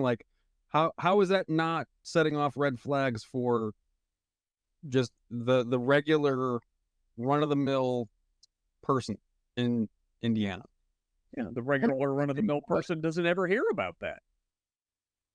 But then I feel like a crazy person talking about it.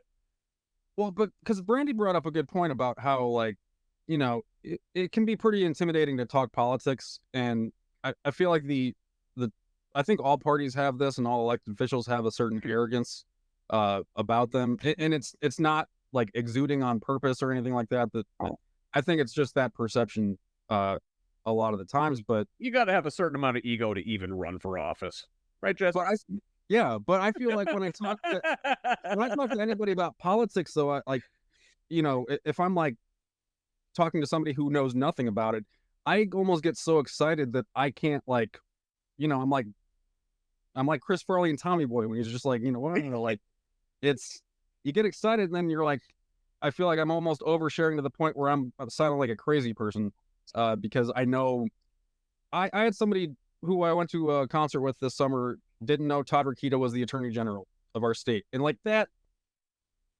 wounded me. Like I was like, oh God, like how do you? Okay, he's horrible, and that's just do more research based on that, I guess. But like, how do you? Yeah. I remember in 2020, I was getting an Uber to the airport, and like to put it into context, Bernie Sanders had to send me a check in 2020 because I accidentally broke federal election laws by sending him too much money, $27 at a time. So that's how he ended up. So I'm in the Uber, just talking to my Uber driver, who was like, native born dude, younger black guy, was just talking to me about politics, and he didn't seem totally uninterested. He obviously was not super into it, but he's like, oh yeah, cool, tell me more. And I was like, well, yeah, policies like Medicare for all and all this stuff. And he's like, man, that sounds rad. And I was like, yeah, I'm a huge fan of like Bernie Sanders. And he was like, who's that?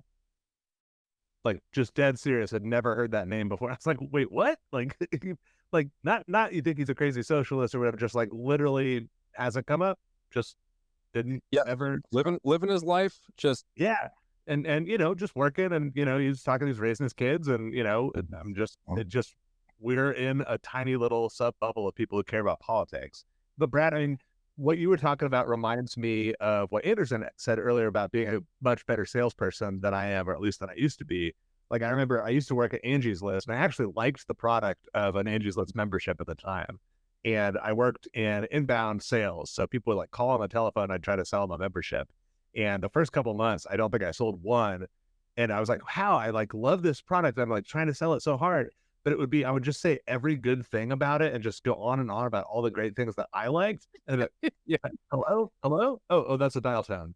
And it's because it doesn't matter what I want, right? What I should have done is ask, what are you interested in? And then help show you how you could get that through this membership.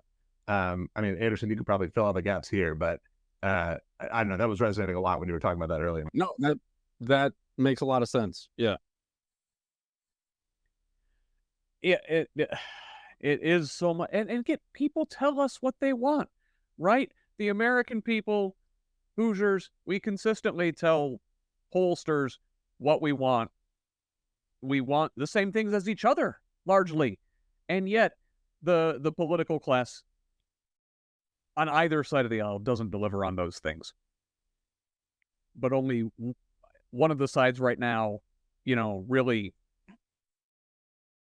looks like they put up a fight, and the others look like they're playing matador defense. Yeah. So one thing I want to make sure we talk about tonight. So in 2025, after the 4-year general election, the party reorganizes. So Indiana Democrats at the state level, Mike Fuel was only ever intended to be a one-term chair, and as far as I understand, that is still the plan. I've heard several names for a potential replacement, for a potential next party chair. Does anybody have a strong feeling or somebody they would like to see in that position? Brandon. So I think that David G. Andrea might be a good pick as somebody who would be, we just talked about opening up the party. I know that the people who are considered for it, I'm also interested in whatever Destiny Wells is up to. Is Destiny? It's kind of I've heard her name. Yeah. and then She has mentioned it. okay, and then the odds-on favorite, I guess, or who is considered by most to be the heir to the throne, is Allen County Chairman Derek Camp. I've heard the same. Yeah. You have everything. Well, regarding David Henry, David is my party chair, and I love the man dearly. He is not running for state chair. He's got family stuff that is, more important on his list right now. So that's not on his plate, but I would love if he were able to, because he is a committed progressive and somebody who has really good ideas for how we can do these things better. What do you guys think about Destiny Wells? She's had a really good performance in 2022, just coming short of beating Diego Morales for Secretary of State. Took on Rokita this year. Not so hot. Kind of performed about as well as the other top of the ticket statewide Democrats did. Is leading the party from a position like chair more her strength than elected office? Jesse, you have a decent relationship with Destiny. What do you think? I like Destiny. She's a constituent. I was wearing her shirt at the state convention when I nominated Clif for lieutenant governor. I like her because she's willing to fight. I think she does what a candidate needs to do. Like even on social media, she doesn't like run from trolls. She's willing to engage with people and, like kind of fight back a little bit, which I think is super necessary. It's really hard because the same could probably be true of Andrea Hunley, where like if I had my druthers, I would have them be a lot more transparent about what's going on. But I also know from personal firsthand experience that the existing power structure, as weak as it is in Indiana, uses what little strength it has to slap your hand as hard as it fucking can if you try to break the confidentiality or air party business in public. And so, I keep getting torn about how much I want her to be a loud and proud fighter and talk publicly the way I've heard, well, I shouldn't say that, the way I know she feels. But maybe that would be political sabotage for herself. So I have not heard a better candidate that I would support. I also haven't heard a full-throated public endorsement. And I think that whoever wins this party chair position, it really should be a public conversation.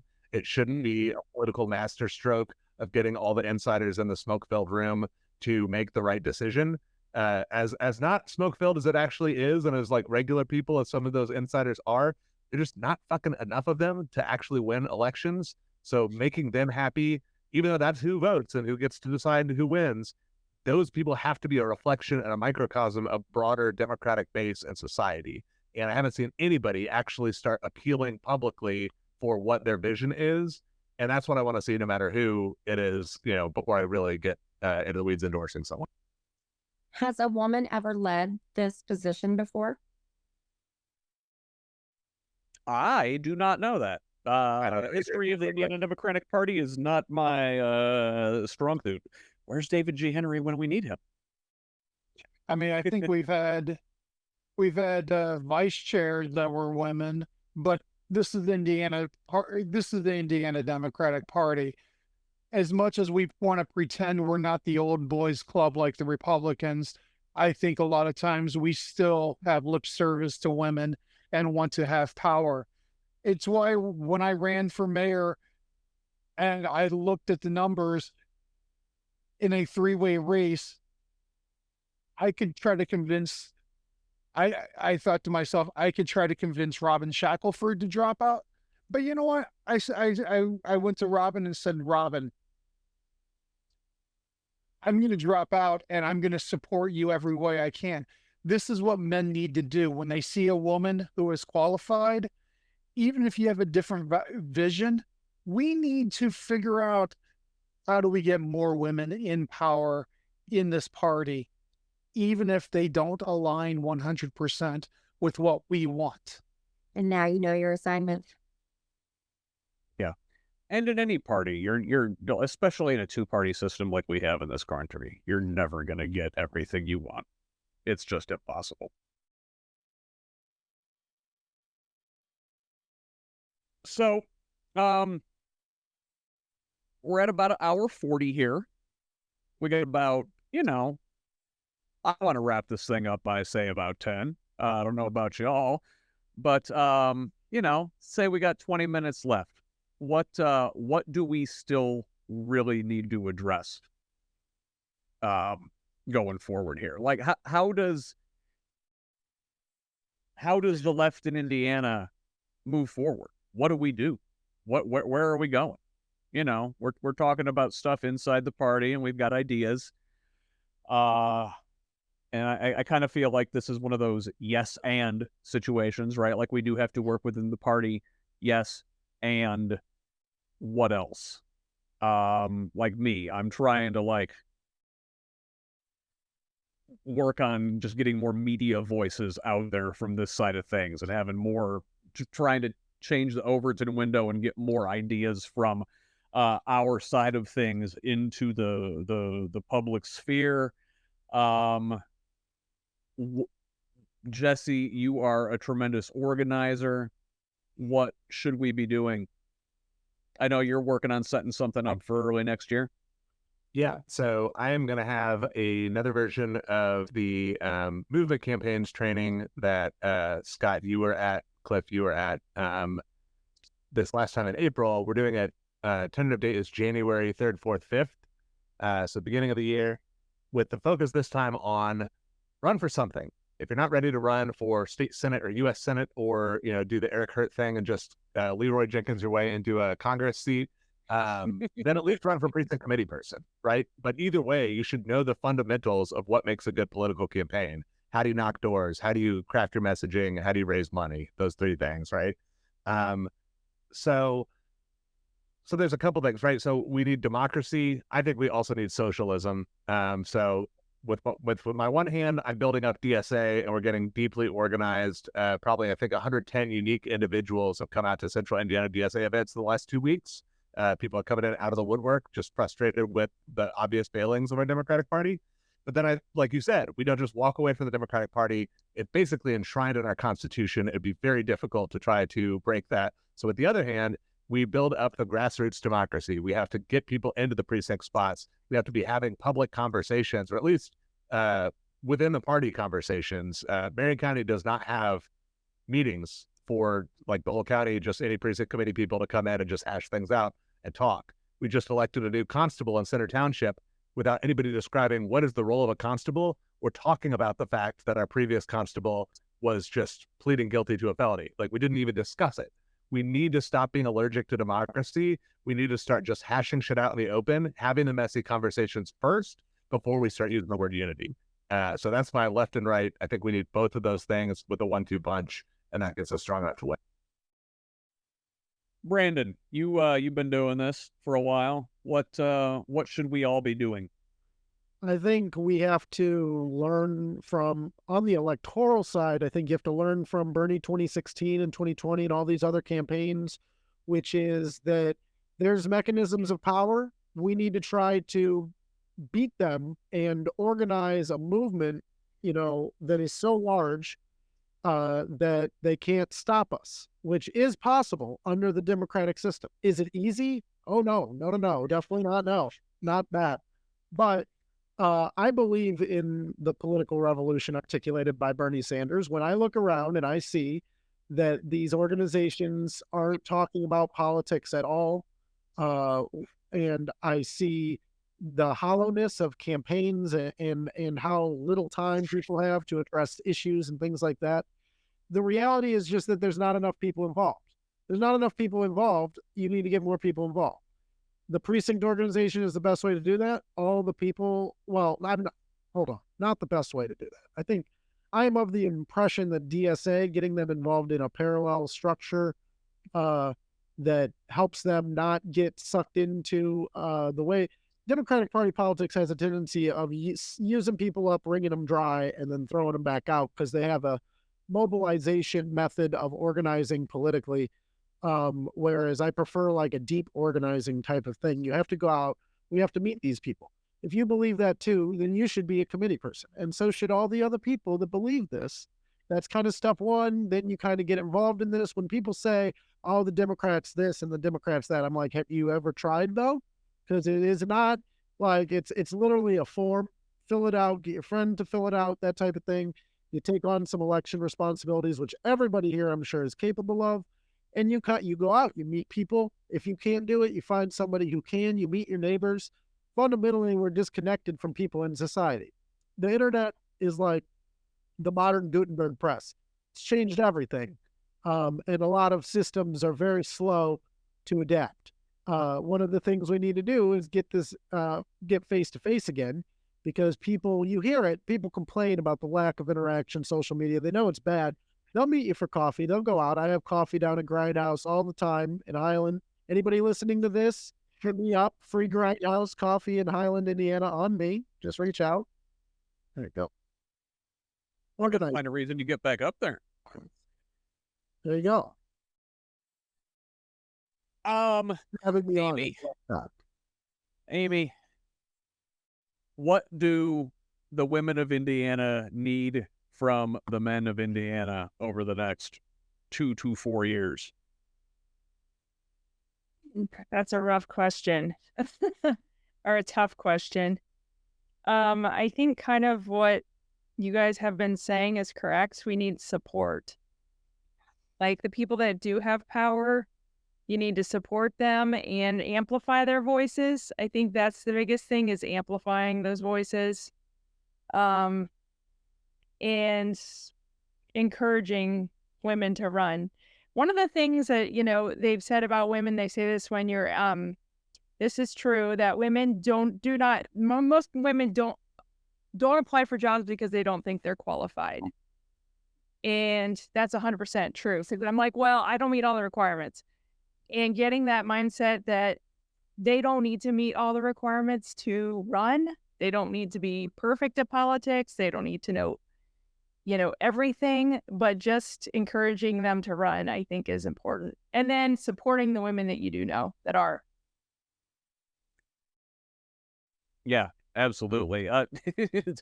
Women are like so afraid to like run because they don't think they meet all the requirements. Meanwhile, men are like, I looked on YouTube for 20 minutes. I did my research. 100%. I mean, yeah, if I have like one qualification, I'm like, I'm hired. Yeah, I'm going.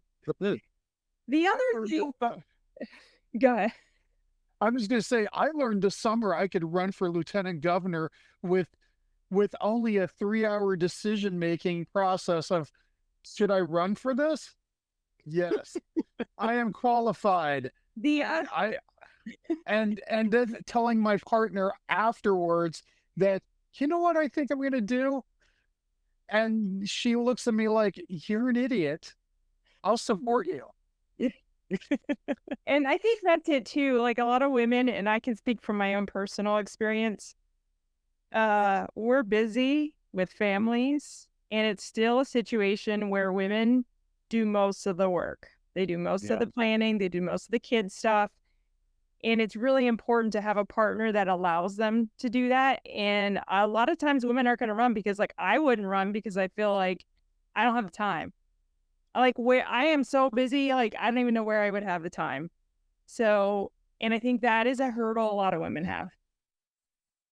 No, Amy, I think it is important that we, like, I'm like thinking of women that I would suggest to them to run. Like, I almost feel like you're saying like they do need that, like that kickstart to, maybe that, people would have faith in me that I would do the job. And that's what it really comes down to is finding people that we think would be able to do the job in the way that we want them to. I think it's lacking right now. It's that and the support system. Don't forget the support system, because you can tell somebody to run and then just walk away, and you're not going to help them. You're not going to support them. You're not going to literally some of the easiest things you'd be like, hey, I'll watch your kids while you do this. That is a huge hurdle. Like, you don't realize if you're a mom, that is a huge freaking hurdle. It's like, because your kids are your number one priority. Yeah. And Amy, like, just please, hopefully, you know, like, that would just be a dick move if I did that. Like, you know, hey, go do this, like, sign up for this new job and just, you know, I'd still do everything. No, yeah, like, the support system is necessary. Very. Yeah, like what running a family, you know, maintaining the schedule, running the whole household and stuff. This is emotional labor, right? Yeah. And this is the thing that women do and excel at it. And men, we're capable of it, but we're just like, oh, I'm not good at that. I don't want to learn how. And like running a democracy is emotional labor.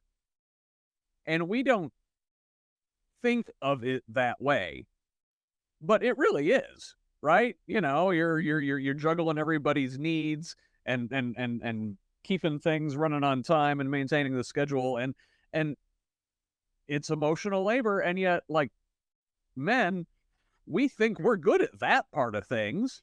We're like, I'm awesome at that. I can run a whole country, but like, yet we can't even run our own households. And we're like, no, I can't do that. That's her job. It's the same job. And I mean, women are good at that. So, you know, that's probably why it ends up defaulting to us. And also, I give Clif hell about this all the time because let me throw you under the bus here, Clif. Thank you. Like, he just doesn't even think of things that I automatically, my mind is 8 steps down the line of everything I have to do today, tomorrow, the whole week. And I have it all planned out. Household stuff, not just work stuff, household stuff, kid stuff, all volunteer stuff, all that stuff. So like our minds are going like 100 different directions. And I think that some of that is just the way society has raised women and how it's just always been. So it's by default. And if it doesn't get done, it ends up being us that pick up the slack. And I think that, you know, having men that are like, you know what, I will take care of this. You don't have to worry about it. We want to hear that all the time. All the time. Just like, you don't need to worry about that. I will 100% take care of it. I'm not even going to ask you about it. I'm just going to do it. I'm like, that's amazing when someone tells you that. We should be just watching the kids because we are basically big dumb kids, and women should be running the country because they're far more. Honestly, yes. Yes. You would have a lot less shit going down right now if that was the case. Just saying. Ain't that the truth? Anderson, let me get some closing thoughts from you, bud. Oh, geez. Yeah, you're on the spot. I didn't get a prompt. I just get a closing thoughts. No, I have notes. I think the biggest thing is just the Democratic Party needs to come back to. We've lost the working class, like the party that was once of the working class that unions just blindly followed has been completely lost. So we need to, even at the local level, we need to work to bring those working class people back to this side of the party. It's going to take people like us becoming precinct committee members. It's going to take people sitting in cafes and talking to each other. It's going to take having awkward conversations. There's a lot of work to be done, and we need to find the right people to roll up our sleeves and do it. So, and much like Amy said, sometimes the dudes just need to get the hell out of the way, because I know for a fact my house runs a whole lot better because my wife runs it, and I just do whatever the hell she tells me to do.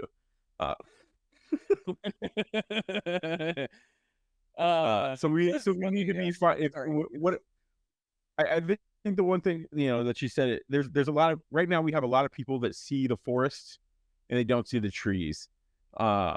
And what Amy kind of hit on was we need people that are seeing the trees.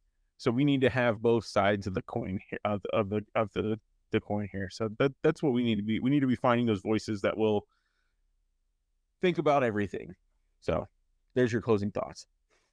Thank you. Yeah, no, you're right. Like taking care of the forest, tending the forest is a matter of tending to the trees, is it not? Clif, let me turn things up to you, so you can back up everything Amy said previously. That is my plan. And in fact, every time I run for anything, my goal is to listen to what she has to say and mansplain it out to other men. I mean, He doesn't always listen to me. He doesn't always. He's like, oh, that's good. Okay, I'm going to do what I want anyway. He's listening, and it's gonna occur to him 2 weeks later, and he's gonna think he thought of it. It does. Actually, that does happen sometimes. I'm like, wait, I'm pretty sure I had that discussion with Clif, and now he's tweeting about it. I mean, honestly, there's a lot of times where I will sit in a conversation with somebody and I'll talk about or environmental policy. And then I say, I don't know why I'm talking to you about this. Here's the direct phone number of Amy, and you can call her up. She will be up at 3 a.m. Please call her at 3 a.m. and ask her about environmental policy, and she'll be happy to talk about it. The one thing I have learned, the one thing I have to tell people is, I think I want women to act more like men, to look at us and say, look, we are idiots and we still run for office. The thing that I've learned over the last several years of politics is every man that I talk to in politics is a fucking idiot. And I hate saying that, but they are. I talk to the women and I see Andrea's just getting on board just as we're about to close out. I hear the women, they'll be talking articulately, and it's like, not only are they talking articulately, they actually know the subject that they're talking about, where we're just parroting it. And guess who wants to run? Us men do. My goal is to actually tell people this, that you don't have to know everything. And for the next 4 years, I'm hoping I'm going to sit in my neighborhood and I'm going to fix my neighborhood and push the people who need to run and tell young people they need to run. I want to see young people run. I want to see young women run. I want to see Andrea run. I need to get her to run. I'm a behind the scenes gal. I like to work for the other Andrea Hunley, but I will say that, like, yeah, women just need to take over. Like, let women lead, because the way that things have been going for so long is just status quo and not working. Put a woman at the head of DPW, do some stuff that really shakes things up. I don't know. I'm sick of feeling like government is like a bros club. And then when they're enabled by other men in the administration, or even some women, some bad actor women, and a lot of women don't know any other way because we are trained like that. When I worked at the Indiana State House, I had like boomer women tell me, when I complained about feeling really creeped out or uncomfortable, they'd be like, honey, take it as a compliment. And that was my first professional job, being trained women saying things like that in the workplace. So like, there's a shared responsibility for women too, and this entire fucked up culture. But yeah, I don't know. Sorry, I jumped on as I just saw the message, so I jumped on late. But it's good to see all of you, and we are glad to have you, Andrea, and get you on the record here for some final words. I am going to kick things back up to Brandon, because he was next in our line. Give me some closing thoughts, Brandon. I mean, this is an interesting moment in society. We see that like global liberalism is kind of dead. There's a time to This is the time to organize and make a statement that we know how a better world, how a more sustainable world is going to be operated. And I believe in doing it democratically. Personally, I am a democratic socialist. Point being, you need a majoritarian support for what you're doing. I encourage folks to look at where it's been done before. So in Milwaukee, you have things like sewer socialism. That is a great place for Democrats who are wanting to get back to their roots, so to speak, to look. It's interesting because there's a lot of incubators of this idea around us. And of course, Deb's in Terre Haute. I have, but been mentioned many times, right? So, absolutely. So, pour one out for Eugene V. There we go. All right. But yeah, so basically, I think that there's a movement happening. I encourage people to really know their neighbors, get to know them. Obviously, it feels like there's a setback, but in a weird way, there kind of isn't, because basically, Democrats are going to have to be looking for answers, change things up. One way or another, we're going to get some things different than what happened before. So look for the silver lining in that.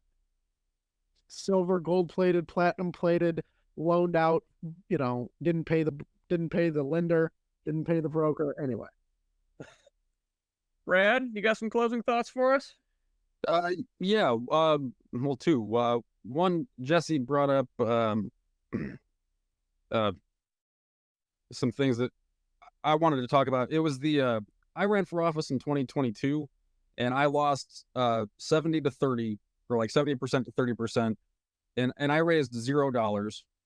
Like I didn't want, like, I hate campaign finance. I think it's wrong, and I don't want to have that responsibility. I want to be able to do the job because you want to do the job. And it just felt awkward to me.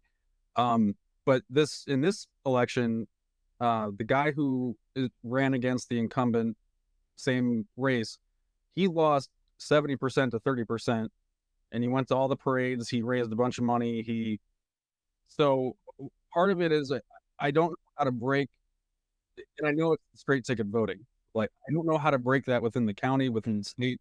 And I don't know if it's just us having conversations at coffee houses with people to explain, even like, if even voting for one candidate, just to break that line of, just hitting one button and being done. I think that's killing a lot of races before they even have a chance to start. It's just the straight ticket voting, and the legislature is never going to change it because it benefits them. So the only thing I think we can do is really try to, talk to people and convince them of that. And then secondary, my favorite thing to do is just, like, I think we are all shit stirrers here, which is very great. There's like an extremism to the Republican Party right now that I feel can be exploited, and hopefully they would just eat themselves. And I have a feeling like it's going to, like, I don't think that they're going to be able to stop what's already snowballing down the hill. I think it's only going to get worse, and I think it's up to us to, like, take advantage of that and point out, where we are different from them, where we are similar. Like, it's like they believe that, but so did we. But they're pretty damn crazy. So there we are. Yeah, I think, like, our side and then those same MAGA Republicans both do understand that the system is rigged, right? And that it needed fundamentally changed. They're going for the blow it up strategy, whereas, I'm a renovate guy. And well, the blow it up's gonna happen, it looks like. So we can really start to focus on what we build going forward. And don't get me wrong, people are going to be hurt, but Brush up on way the out. acceleration is way out, and this could be a blessing in disguise. Jesse, what you got, man? I already went, but I'll go again. DSA. Oh, did I start with you? I went around the whole thing. I think I I'll say it Brandy. We all day. Brandy, are you still there, by the way? I'm here. I don't know why my camera won't work, but I'm here. That's fine. We still want to hear your voice. Well, I want to emphasize and agree wholeheartedly with Amy and Andrea. I want you guys to have an assignment to get a woman elected into that leadership position. And I want you to support more women in other leadership positions. And I would like you to give us some action items. What do you want us to do tomorrow, this week, this month?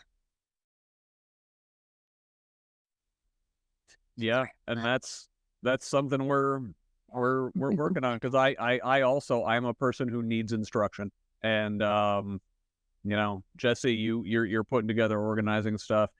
That's amazing. We need more of that. We need a plan, and I trust the people in this space and the people they trust to work towards something better. Yeah. Here in Indiana in the near future. I do think there's power in reaching out to, with the state house stuff at least, reaching out to people, the legislative assistants, their actual emails, Fatty's email, Lakeisha's email. Those are all there's also forms online on the Senate Dems page. I did see today a group called Indiana Moms is calling on Senator Taylor to resign. I like that too. I hadn't even thought make him resign, but in a similar vein, I think it is, just get him out. If he did it on his own behalf, that's other thing. But calling for resignation, I think, is really powerful. I know Jesse's been pretty good about that with some city stuff. But nobody is really, it's hard to get, I think, people to have that come to Jesus moment and resign. I think that's beyond our control, but we could at least have some pressure there. But yeah, I don't know. Sorry. That was my little call to action advice. Thanks, Brandy, for saying that. Thanks. Awesome. Anybody else got anything to say before we go here? Awesome. All right. Look, I want to thank all of you so much for joining me tonight. It's been an honor to have all of you here in the same space, and just to know that we've got a little group of here people that are not ready to give up and not ready to just hide under our shell while this thing passes over. It's good to be in the fight with you guys. Thanks, Scott. Yeah, Cindy, thank you for organizing all that. So, absolutely, more of this in the future. Love to talk again with everybody. Let's make this a regular thing. All right, Brad, Brandon, Clif, Jesse, Anderson, ladies, Brandy, Amy, Andrea, thank you all so much. It's been a pleasure having you tonight. That was my Who's Left Thanksgiving Roundtable, featuring Jesse Brown, Brandon Dothager, Erik Hurt, Clif Marsiglio, Amy Noel, Brandy Snider, Brad Sowinski, Andrea Watt, and Anderson York. I am thankful for each of them. And I'm thankful for you. Thankful for this community. Thankful for your belief in this project. And thankful for those paid subscriptions over at scottaaronrogers.substack.com, which really do help keep this thing going. That's where you'll find everything I publish, but you can also find me on Facebook, Blue Sky, YouTube, and TikTok at Who's Left, and on most other social media sites at ScottRog78. My DMs are open for feedback, tips, ideas, and concerns.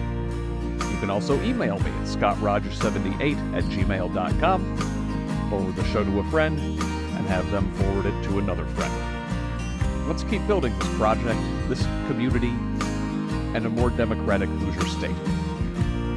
Until next time, this has been the Who's Left podcast. I'm Scott Aaron Rogers.